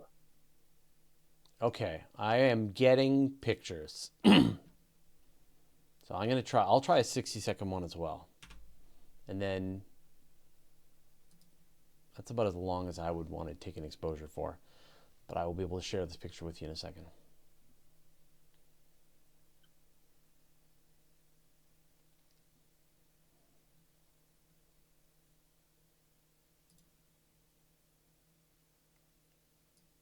Good. I'm just going to throw all of that other garbage away. Never happened. Yeah, my system's behaving a little better when I don't have both remote desktops going, so I'll stick with the one. Yeah, it's funny, like when you have like the time and you can just like sit and mess around with it, then it's perfectly fine. But then, when you're doing this live, so Theramancy Lion asks, can you get M51? Yeah, you had a picture of M51. I'll grab M51 after this as well. Owl versus owl. I love it. So we're gonna do an owl off. I think yours is better, but people are gonna like mine better because it's in color. See, that's good. One-shot color cameras. Yeah. That's where people really dive into it. Yeah. And that was But you don't get as much detail. No, I know. It's we built this telescope to do one job, which is to look good during star parties. Right. So it's a mediocre astrophotography camera. What scope are you using? I'm using a RASA, 11 RASA. So you got a really fast focal ratio. What, like f2 or something? Yeah, it's f2. Yeah, it's a ridiculously fast telescope. Yeah. A 60-second on f2 is probably going to be like a 10-minute on mine. Yeah. F2.2? Yeah. I think that's what you said last week. Yeah. Yeah, it's so fast. So yeah, I'm shooting color and Roy is shooting monochrome. Yeah. And by like this time next week, he will have swapped out to a color camera. I'm as soon as they come in, I'm going to get me a color of the new camera that I've got, a monochrome. I'm going to get a color version of it because it's a really good sensor. Yeah. So what I've got there is just hydrogen alpha. Nice. Oh, that's interesting. So for people who don't know, like hydrogen alpha, so there's actually like that's a great way if you want to take shots if you live in a city and you have a telescope, you want to be able to get views of the sky. If you put that hydrogen alpha filter on it, you can peer through the light pollution that's going on in your sky. Mm-hmm. Yeah. It's a little blurry because I'd have to refocus for the hydrogen alpha. Yeah. I didn't refocus. So I'll take a shot of M51. All right, so here's my 30-second owl. And you want to looks like it's okay.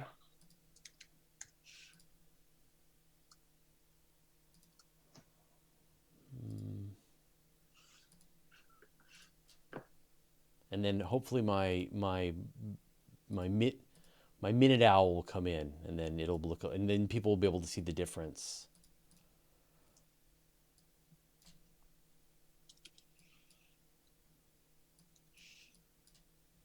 So there's my owl. Oh, that's nice. Yeah. And that's a 30-second owl.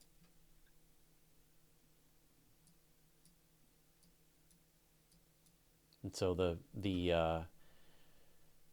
so I'm taking a 1-minute M51 and I'll take a 2-minute M51 so you can just see how that changes. And so that's my 30-second owl. Whew, witness the power of a fully operational RASA telescope. All right. All right, let me get my setup going and then we are going to crank. All right. All right, try to keep up, Roy. Yeah, you can now crank them out much faster. Yeah, it's faster internet connection, faster. I don't know about the internet connection actually. It's using a cellular internet connection, which is pretty slow. But like I said, you know, the key is just this telescope is so fast. So here's my 1-minute owl. Wow. Let me see if I'll pull out a little more brightness on it. Oh yeah. Oh yeah. Yeah. I've wanted to get one of these scopes, and I just can't. Since I have such dark skies, I just can't justify inside me saying, "Oh, I'm going to get this with faster optics," because I've got plenty of time to take images. Yeah. So do I. It's not about speed. It's about, it's about having a nice, good quality optics as opposed to speed. Right. This one is all about speed. Right. Speed. It's going to be good for light pollution because you can put filters on it. Yeah. And that speed just overcomes it. Yeah. Yeah. And so this telescope was built to take pictures fast. And so that's what we're doing. We're taking pictures as fast as we can. Yeah, so Crushnaut is asking, so the noise in this image, you could get rid of some of that by stacking. Yeah, so you can see, if you look, you see all of this like it's like grainy. Grainy, yeah, it's grainy around it. And so if I could take a whole bunch of images at 1 minute long, and then this picture would look better and better and better. It would look, more, you'd see all the subtle colors in it. Right? And so that's the trick. That's why you do this. Right. All right. So here's my M51, and I'm just about to finish up my other one. Ooh. And so this is a picture that Roy would throw out. And I wouldn't blame him. So we got some wind, or maybe the telescope moved a little bit, and so the stars got a little traily, but the galaxy's there. That's all that counts. Yeah. Yeah. All right. So, Chris, you know what to do. Hit me with some targets, man. Let's go. All right, let's do it. Here we go. All right. I got your surfboard coming up. Nice. Oh, good. So you tell me when you've got it, and I'll switch to your shot. It should be sharing it. Okay. It should be. Where is it? No, I'm looking at Chris's. Hold on, let me switch over to yours. Yeah, that's the iris. So I was just working on some images and stuff. Oh, great. Yeah. Oh, look at that. Yeah. Love the star field. Love that. All right. So where should I go after M51? I would say, I mean, the Helix Galaxy is a little too small, so probably not. Yeah. What's close? Coddington's too small. Looking to see like what would be big enough. On your Owl, did you zoom in on that, or was that full image? No, that's me zooming in. Yeah, I'm zooming way in Okay. on the Owl. Yeah. So here's my full field of view.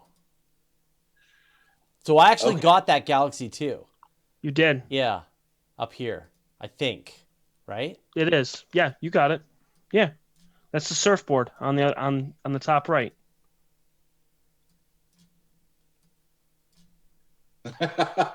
You got 2 for 1. There you go. That's awesome. So how about I'll go after the pinwheel. What, 101? Yeah, M101. Okay, and I'll do some like longer exposures. Let's do like some long ones here. That's a fairly dim one too, because you really got to blow it out. But with your camera, you don't have to. You could take a 30-second exposure. Yeah. Right. And you'll get so much detail because it's an f2.2, so it's phenomenal. Yeah. But for something like mine, I'm like f5.7. Yeah. So there's all kinds of stuff in there, and we'll go back to the and so the cool thing, so with M51, so this is the you can see something happened, and so you could see like whatever it was, something like wind, there was a little earthquake, who knows, but you got these little jiggly star trails in the picture, but the actual galaxy itself isn't that out of focus. And so for most of the time, the telescope was nicely viewing the galaxy, but then it like got jiggled at some point. And so, yeah, so if you're taking like a whole bunch of images, I would just throw this out. This is Right. garbage. This is bad data. And so you can see there's some other galaxies in the field of view as well. I think there's one there. Yeah, there's a bunch of little Yeah. tiny ones Yeah. throughout. There's like one there. Yep. And there was another one I saw over to the side. There's one here. Yep. Mm-hmm. And there's one to the right of that too. A little tiny one. To the right of this one. Is that in my field of view? Yeah, it almost looks like a star, but it's just if you zoom in, Yeah. just keep going. Yeah, keep going to your right. There's There. it's there, and then there's also another brighter one. Yeah. Yep, there's one there. Yeah. You see the two stars. There was like one in between those two also. Yeah. Yeah, it's such a wide field of view. So the only downside is my internet is a little slow. So it's taking me a little while to get these images onto my machine. Oh, 8.9 kilobytes per second. Oh, Yeah, so sometimes it goes really fast, and then other times it really slows down. I think other astronomers are downloading stuff. So it might be- everybody's doing it. yeah, it might be that I'm sharing the internet connection out there, because now suddenly I'm up to 65K per second. Oh yeah, this is going to be nice. We need to do like a midnight star party. For like 2 or 3 hours, just a marathon, or even a Messier marathon. Yeah, I would love to do a Messier marathon sometime. So why don't you pick another target, and then we'll just bounce back and forth. So what have you got there? a That's longer still exposure, more than I moved over to 101, but it's downloading it now. I'm trying to find another target. Okay. I don't. I think the box galaxies are just a little too small for you, but I mean, you could try to see if you can get it. The box galaxies are NGC 4173. It's just 4 of them. They create a box. Oh, neat. Yeah. Okay. We could try that and see. That should be up for your sky. It's about 76 degrees altitude, so you should have shouldn't have any problems at all with that one. Should be good. Yeah. There's the M101. There's the pinwheel. Love that. Oh man, that's so great. That is phenomenal. I wish I'd been saving all these photos, but I'm not. No, you don't have time for that. All right, so here's my 1 minute M51. 4073. So it looks like I'm a little out of focus again, so I probably need to refocus this guy. I need another target after M101.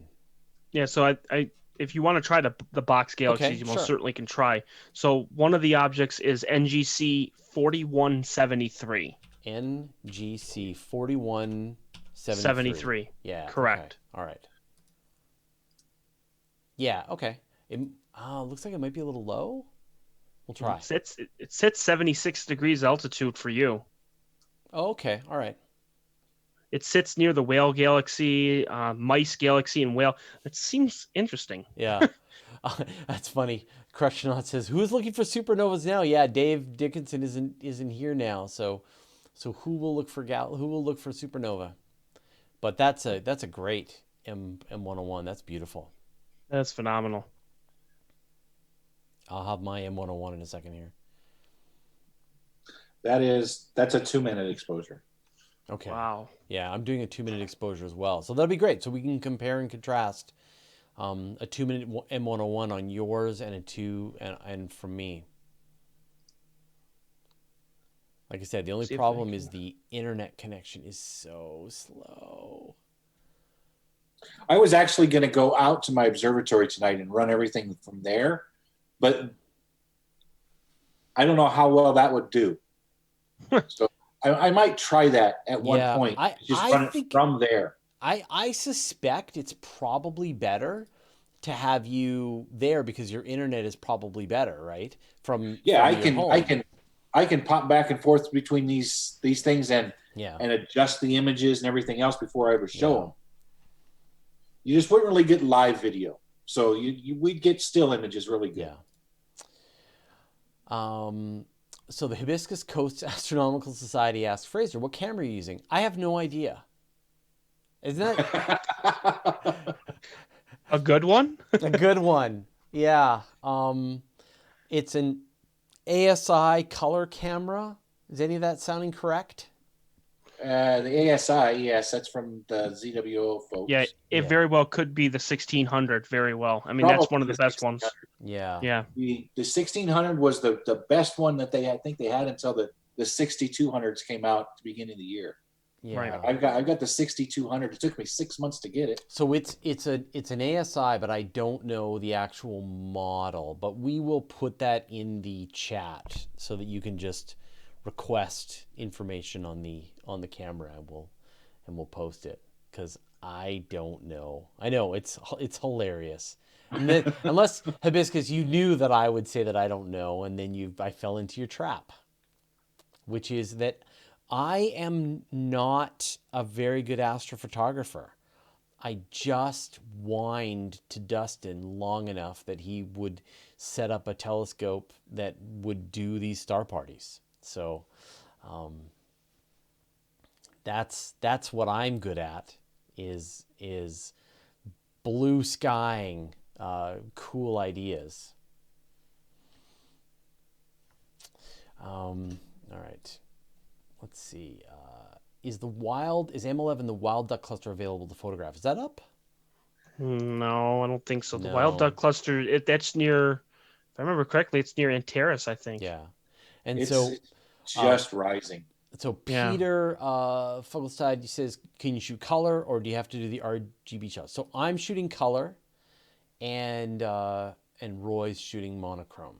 Yeah, I'd have to shoot the individual channels. Yeah. And that's what I remember you used to do that. You would shoot in the different channels, and then you would build the image up and then display it. Right. The software I was using at the time would take an image from one image of each and automatically combine it for the color image. Yeah. But I'm not using that software anymore, so I'd have to do it manually. So so I'm good with the box galaxies. Where should I go after that, Chris? Okay, what we can do is we could just move it very slightly. I don't know if anybody likes the edge-on galaxies, but I don't know if you got the needle one, the needle galaxy. The needle galaxy? Yeah, that's literally, it's just a little bit west of it. What's that? And the NGC 4565. 4565. Yep. Okay. Yeah, I think that's one I took earlier. Okay. Okay, great. Yeah, we'll go there. It's one of my favorites. Yeah. Yeah, we will have a gear list in the description. We've had it in the past. In fact, it might even be here. But the gear changes, so it's sort of out of date, I think. You should try 4594. 4594 instead of That's 45. the Sombrero Galaxy. Okay, yeah, we'll do 4594. Okay, yeah. Yeah. Oh man, I'm getting more movement. And there's here. your box. That is awesome. You can see all four of them, and it creates a box. That is so cool. Oh, great. I took one too, but mine's still downloading, so we'll we should like break up the sky because we're kind of doing the same thing here. Like competing on the same. Yeah, we are. Yeah. We should do split screen. Should be able to just watch both of them. Yeah. Well, maybe we the next time we'll get together, a couple hours in advance and actually come up with a shooting list. Yeah, well, that's the thing. So here's my M101. So that's always the challenge is like, what do you take pictures of? Let me see. Right. And so that's what Dave's book is all about is what to... Oh, I got Starlinked. Nice. Yeah, right there. It's going to become a verb. Yeah, I know. Mm-hmm. It's going to be in the dictionary. Yeah. It's not fair. I know. I'm sorry, Elon. I know they're not all Starlinks. It's just funny to say it. All right.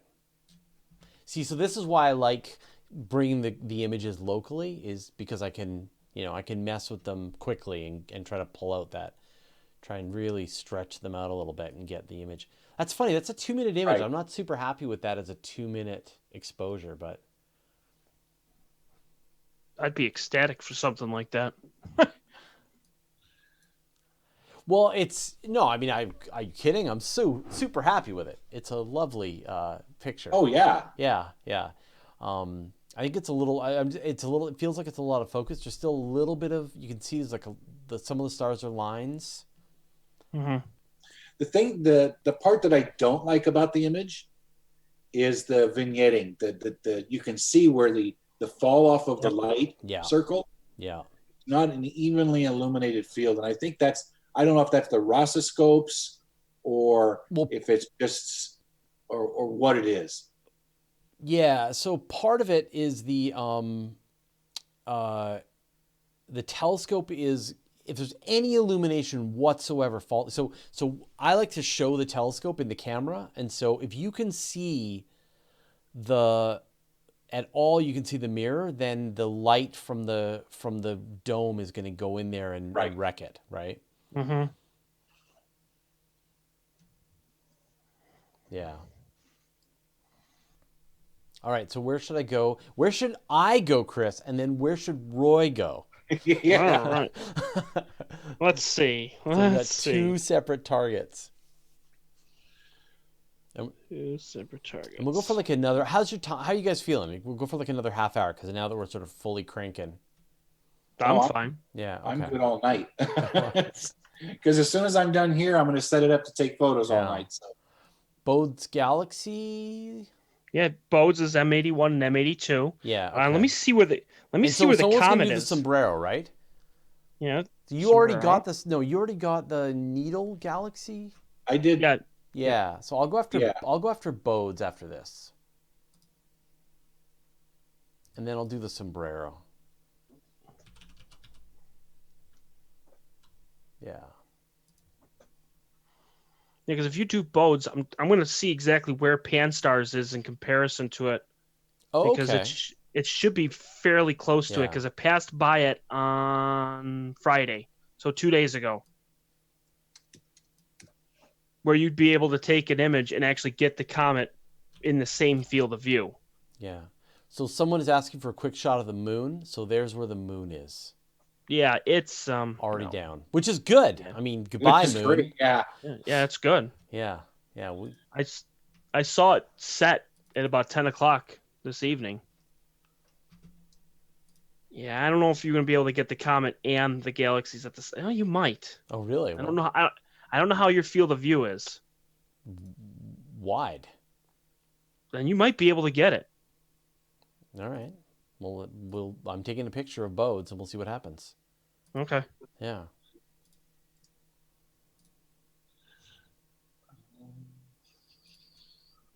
Okay.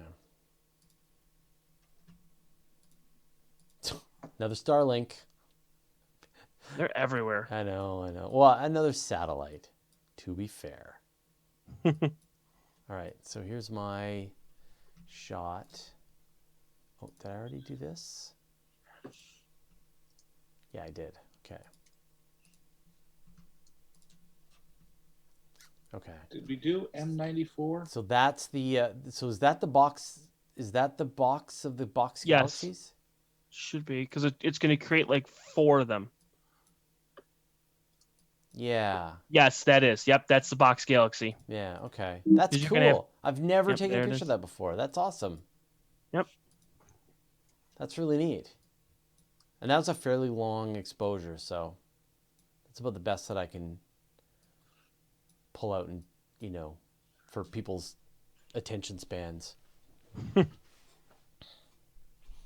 I don't think we've done M94, did we? Another galaxy. Which was M94? Okay. Let's see if I can pull that in.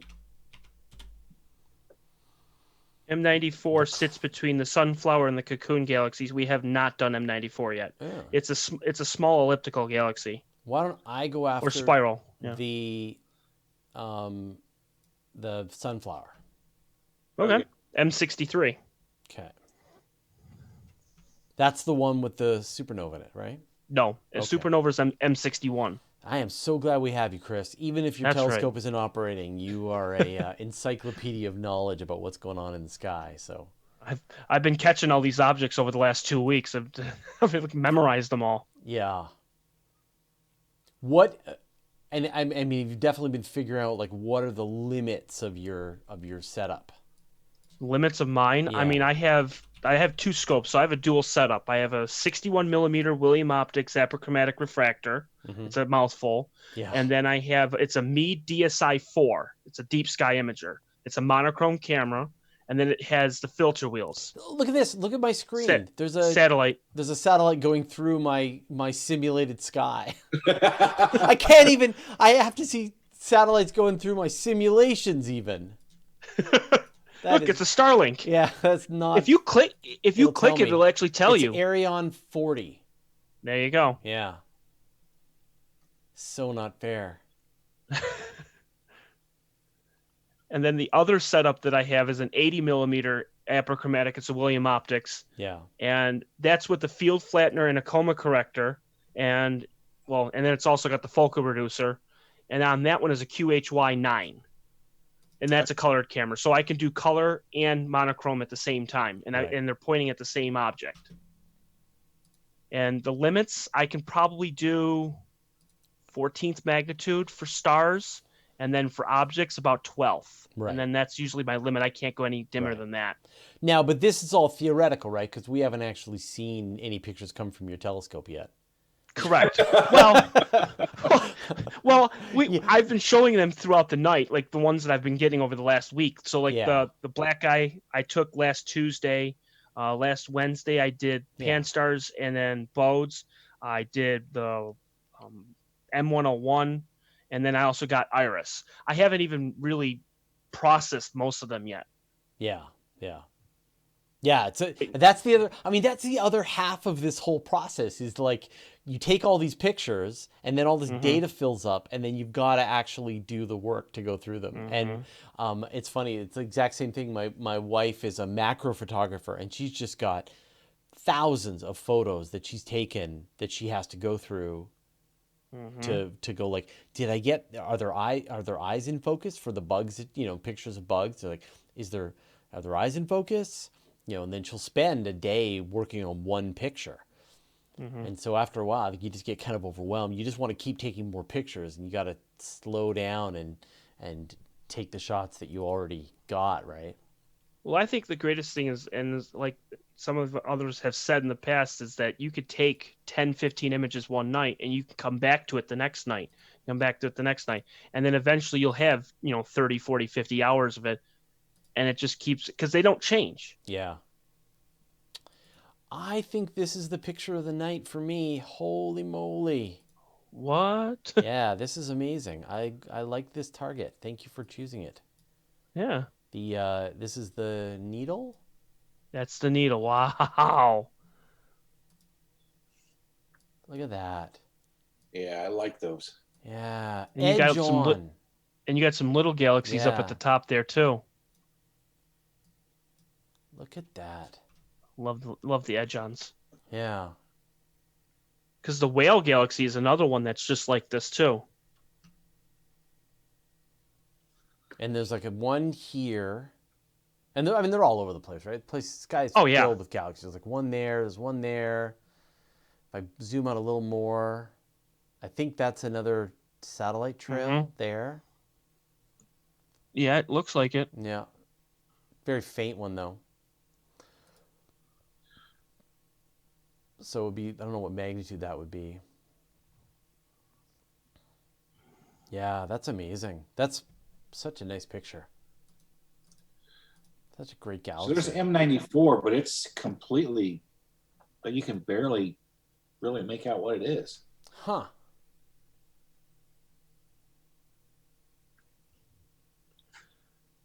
Yeah, because M94 is an 8th magnitude. It's a galaxy, a spiral galaxy, but it's very, very small. Its apparent size is 7 by 6 arc minutes. That's tiny. Yeah, and it's just entirely blown out. I mean, it's just one big giant blob of stars. Looks like a nebula. It does.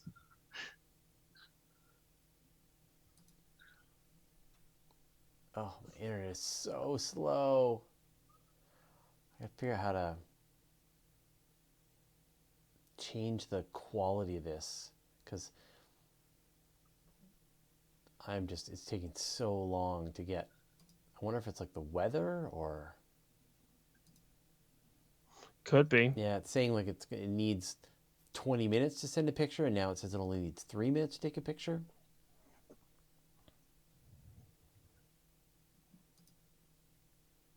Yeah. All right. So give me another target after the sunflower.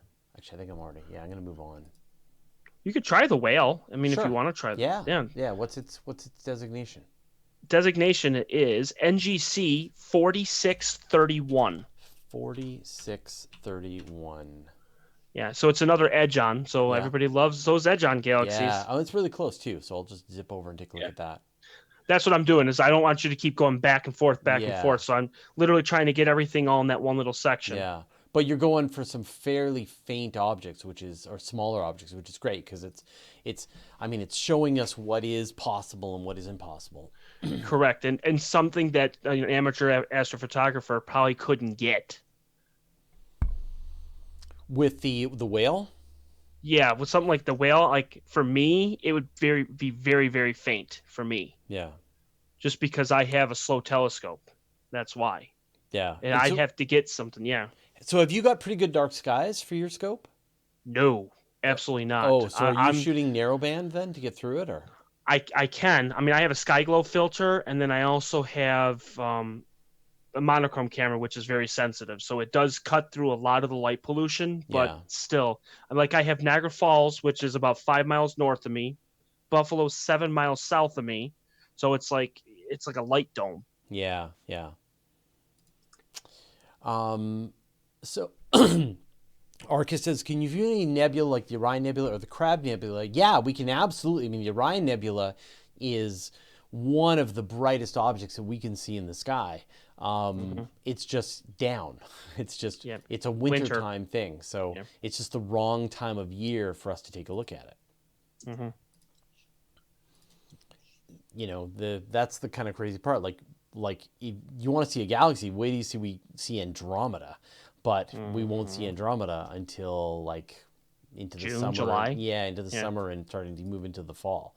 And then that's just like, it's ridiculously bright galaxy compared to this. Yeah, wait till we get the other pinwheel. I want to see from the southern hemisphere because I've never seen the southern hemisphere skies. We should get Corey on. yeah. Or Dylan. We'll do a star party just for Dylan's time. Yep. All right. So good. My skies are getting darker and darker. So here's my Bode's galaxy. Let me take a look and see where the comet would be in comparison. Yeah, to where I took a quick look around, zoomed right out. I didn't see anything. Try a galaxy cluster and see if I can. You're probably. I'm looking right now because I got my Sky Safari pulled up and I'm looking to see how close you are to that. If you're looking at the galaxies, the comet would be just above it, and it would be right between the two of them. So if you scroll all the way up, I don't have it. You missed it. Like maybe if you just move the mount down. I know. I know. It's too late. I've moved on. But if you give me the right ascension declination, I'll go grab it. Sure. Okay. Yeah. Let's go do it right now. Yeah. All right. So the right ascension. Are you ready? We're back to Roy's view. Roy, so if you got something to update. It's downloading another one. Okay. Yeah. All right. So give me your location, and I will manually go after this thing. Right. Hold on. Right. Wait. No. Okay. Wrong box. Navigate.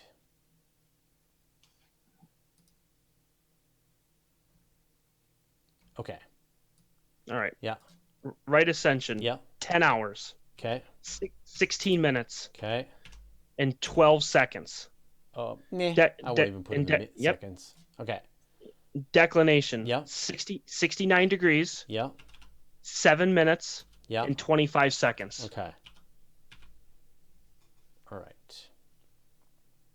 And again, this is C 2017 T2 Pan-STARRS. Yeah, and we got this guy last week, right? We did, yes. Okay. All right, so I'm going to move the telescope to that location. Yep. Should see it moving now.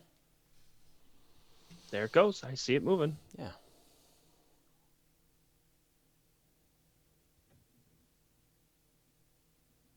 And what's great about this is in the next 2 days, if anybody is going to be getting it, it's going to be passing Coddington Nebula within the next 2 days. Oh, cool.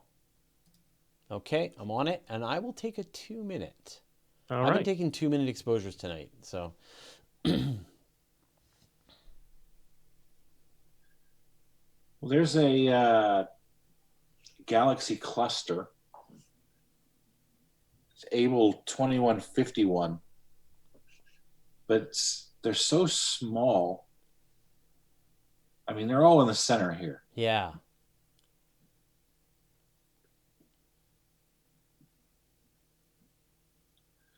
This is one I would need a lot of images on to stack out the noise.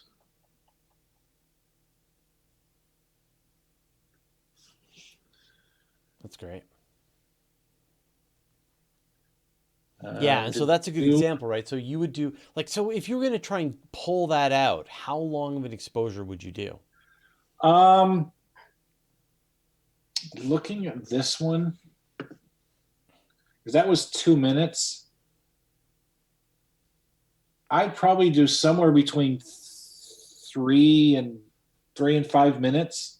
Yeah. And then take 3 or 4 images from there, look at it, and then readjust either down or up. Yeah. But I'd say somewhere between 2 and 5 minutes.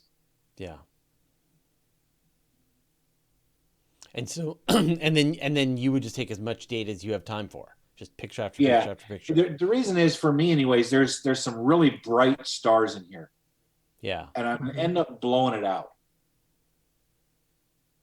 So there's the one over here that's really bright. Yeah. And it's just the longer I sit on it, it's just going to blow it out way too much. And that's the challenge, right? And that's why we, like, that defines how long you can do your exposure for. Yeah. And so you've got the same thing. Are you losing focus, or you got a little camera jiggle on that one? Little telescope jiggle. Probably a little bit of wind there. Yeah, so you'd throw it in the garbage. Oh yeah. So I can see the comet. The comet picture is beautiful on the telescope, but now I gotta wait for it to make its way down to my computer because the internet connection is so bad. So hopefully it'll arrive. So I promise it's a great picture. I know it. So unfortunately, I'm still waiting. Is that my bodes? Yeah, we'll go back. Do M82 cigar? That is it. Yeah, I've got it right there, right now. Oh, okay. Cigar is the surfboard, but Oh, okay. well, not surfboard. I call it the surfboard. But surfboard is the one from the Owl, but they. Right. Yeah. I've got them both in the same field of view. Okay. So I've got both. Yeah. The trick is that in the sky, if you search for Bode's galaxy, then it'll center in between the two galaxies. Mm-hmm. And so you get them both sort of nicely in the same field of view.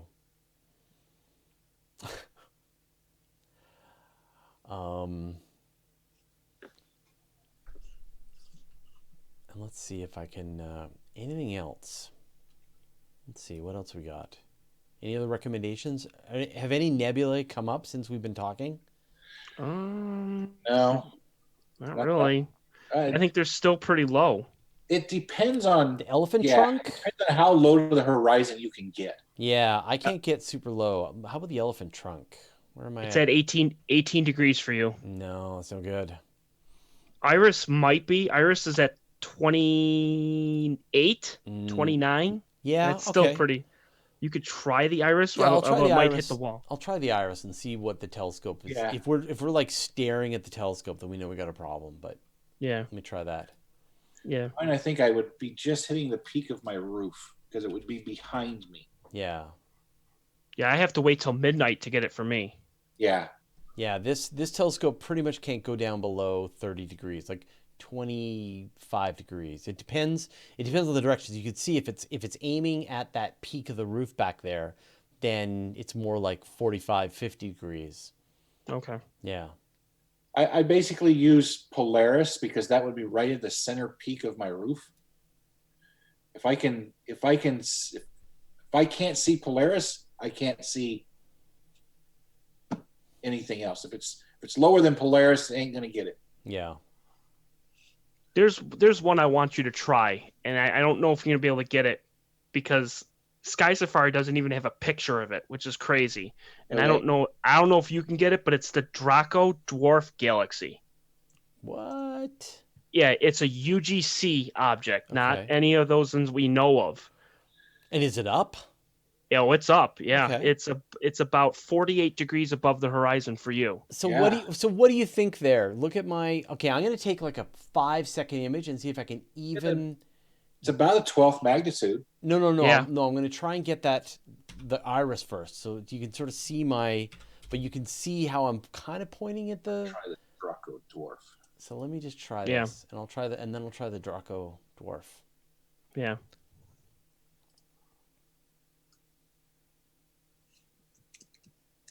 And let me just see. I'll know if I've got just a wall. Do you want the in my Draco picture. Dwarf or the Draco Galaxy? Yeah, okay, I can get the iris. Which Okay. one? Well, yeah.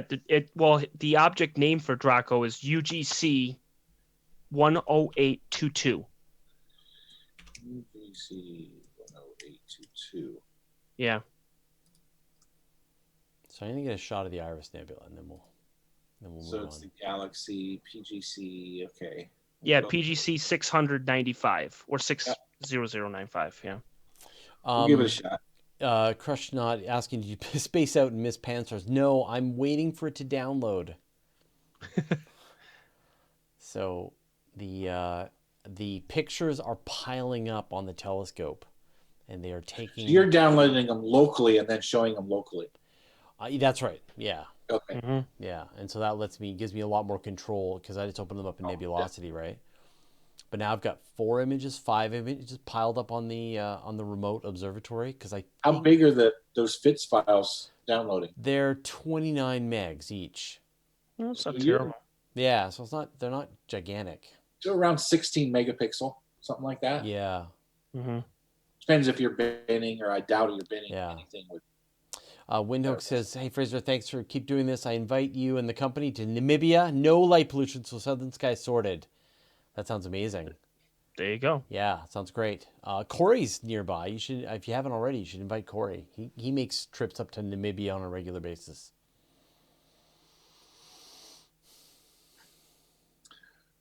All right, so I'm going to take my image of the iris, and then I'll shift over to this dwarf.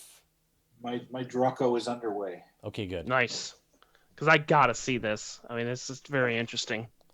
How big is it? It's from the way that Sky Safari has it, it's big. It has for apparent size is 37 by 30 arc minutes. wow. Yeah. It's really pushing it. Let's see. If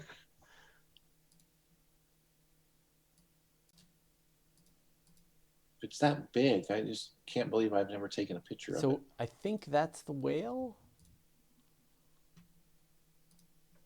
No.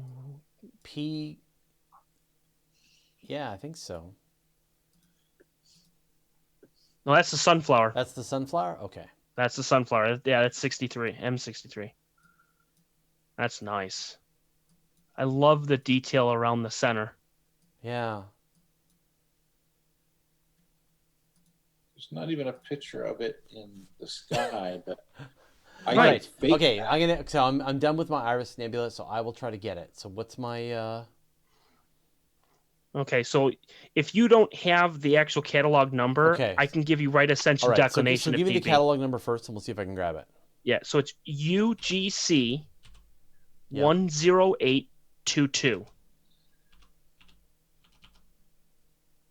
See, I even went to the Deep Sky Survey to grab an image. It There's says just nothing there. It's PGC 860095.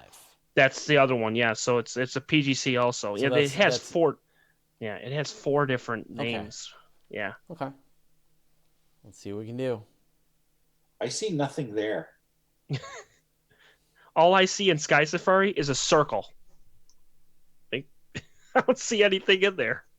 Neither do I. I mean, I can tell I need to refocus because my stars are getting they're getting blobs. But yeah, mine are getting pretty blobby too. It's just one of those objects that I keep going by and looking at it, and it's so big, I'm thinking, well, it's got to be something. Yeah. I'll bet you it's NASA's nothing. Hiding it. No, I mean, the dwarf galaxies are really close. These are galaxies that sometimes have been fairly recently discovered, and the Milky Way is in the process of digesting them. And so they're actually fairly faint and diffuse, and they can just tell that they exist. It's probably what it is. It's large, and it's still considered a galaxy, but there's no structure to it. Yeah. From what I'm reading about it, it's saying that it's moving towards us at 296 kilometers per second. So it's doing an Andromeda pretty much. Yeah. All right. Now that is definitely the whale. Okay. Yes. Because it's the edge on. Yep. Let's see if I can improve this. You gotta take off the auto. There we go. Nice. That's neat. Does look like a whale. And then you got that little galaxy just to the right of it too. Yeah. So that's another edge-on galaxy that we're looking at. Yep. Yeah. Crush Not. If you could have one astronomer from all of history and current join us tonight, who would it be? Galileo. Mm-hmm. I would just be. Now, is Newton considered an astronomer? Yeah, but he's a jerk. So Galileo, I think we could just blow his mind because he was like the first person to point a telescope at the sky and start to observe the heavens, and he had all these questions. And so the pinwheel, that's M101, right? Josh is asking if we grabbed M101. So there. Enjoy. Yep. There's the pinwheel, Joshua. That's my pinwheel. Did we do 106? No. All right. We'll go there. Okay. And then I think this will be the last object that I'm going to take a picture of. I don't see anything on the remote computer, but we'll see what we can find. I just see like a bunch of stars. Like, oh my God, it's full of level. All right, I'm going to start parking the telescope. Are there stars that are not in galaxies? Golf Yourself asks. Yeah, there would be stars that are not in galaxies. There are stars that get ejected out of the galaxy. But they get either they are a pair of a binary object and one of the stars blows up as a supernova and it gets kicked out of the galaxy. And also there are stars that get too close to the supermassive black hole at the heart of the Milky Way and then they get kicked out. But you would just expect that there are, galaxies are where there is more stuff, but you would expect stars to just form out in the middle of space in between galaxies. And so if you could find them out there, they're just hard to see because they're very faint, right? It's only when you see them collected together in a whole bunch of objects all at the same time. When you have 200 billion stars, that's when we can see them in the sky.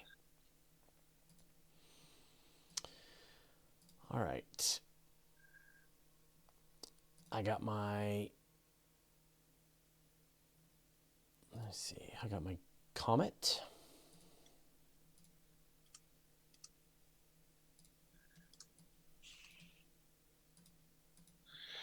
I hate finding stuff in the sky and go, that'd be a nice picture, but you don't know what it is. Oh, that's nice. You can see the tail and everything. So which one's this? This is T2 Pan-STARRS? Correct. Yeah. Yes. And if you scroll down, I don't know, you might be able to see M81 and M82, possibly. Maybe not. I didn't see it. Okay. So it would probably be just below that. Yeah. Oh, that's so gorgeous. Yeah, that's nice. Look how far that tail goes. That tail goes forever. Yeah. That's crazy. Yeah, and that's a 2-minute exposure. And then there's like a galaxy right there. Let me take a look. Maybe one there. I've got more little streakies from wind, right? The good stuff is just starting to come up. I know. I know. I gotta go to bed, guys. I'm a lightweight. But you just wait a month. We just do the star parties every week, and the good stuff will just slowly move. Just be patient, and the good stuff will move through your field of view. Yep. So, how low to the horizon can you get, do you think? Altitude-wise, 20 degrees? I think I'm there. If you can get 20 degrees, you can get the Crescent Nebula. No, I can't go 20. Wow. If you could try 26 degrees, you can get Fireworks Galaxy. That might be cutting it too close, though. Let me know when you've brought up a new picture, Roy. All right. Because I'm hogging the screen right now with my Comet.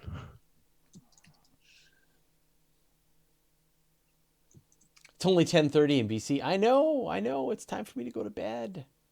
10:30? Yeah. Are you kidding? I'm not cut out. I am not cut out to be an astronomer. It's 1:30 here. Yeah. Yeah, I know. You're a beast. But I get up till 4. I wake up at 5 in the morning, so. I got to go to work at 7:30. I don't care. Work? What's that? Yeah. I know. 2 months. Yeah, I get to work from my house, as you might have noticed. I'm at work right now. See, there you go. Yeah. All right, there's an image. Okay. Oh, so cool. And look at that over on the right there. Yep. And like another little one there. And is this your full field of view? That's full field of view, M94. Wow. 94, yep. Needs focus.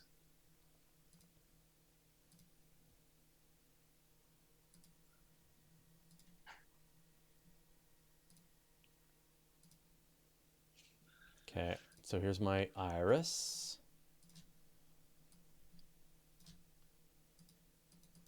It wants a longer picture, I think. Yeah, that one's going to be a little bit tougher, but that's still pretty cool. That's really good.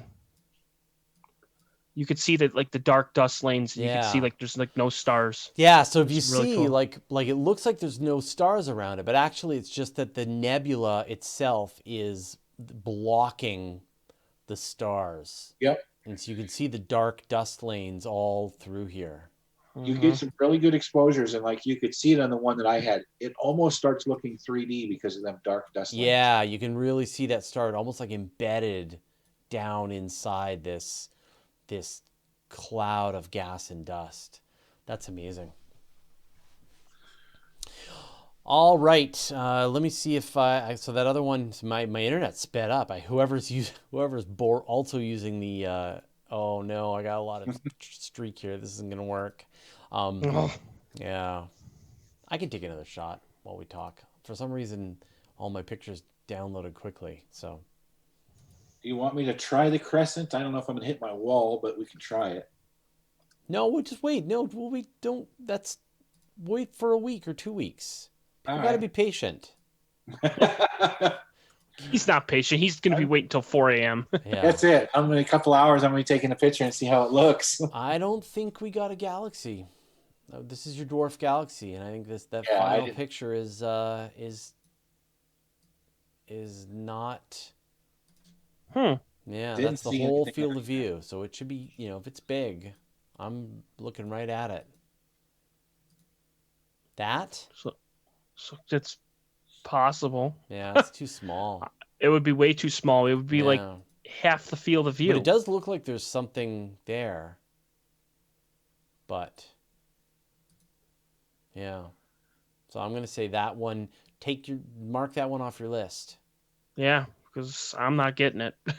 Yeah, I mean, maybe you've spent all night again and again, image after image, but yeah.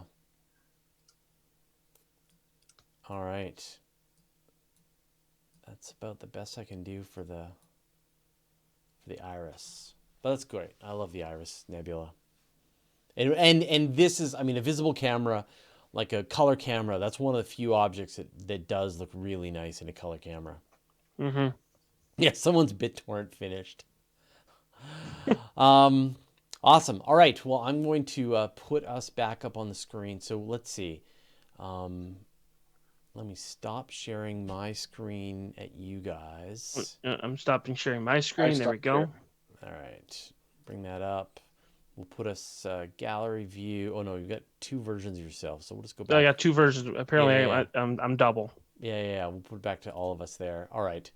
So everybody, thank you so much for hanging out with us. I know we ran a little long today, but we had sort of a rough time of it. So we're going to probably start like later next week, just as we make our way through the summer, and we have to start a little bit later. But, the solstice is June 21st. So, and then we'll start moving earlier and earlier again. And remember, in the summertime, we'll be like 5 o'clock. So Pacific time. And so you guys actually get to go to bed at a reasonable time in the summertime.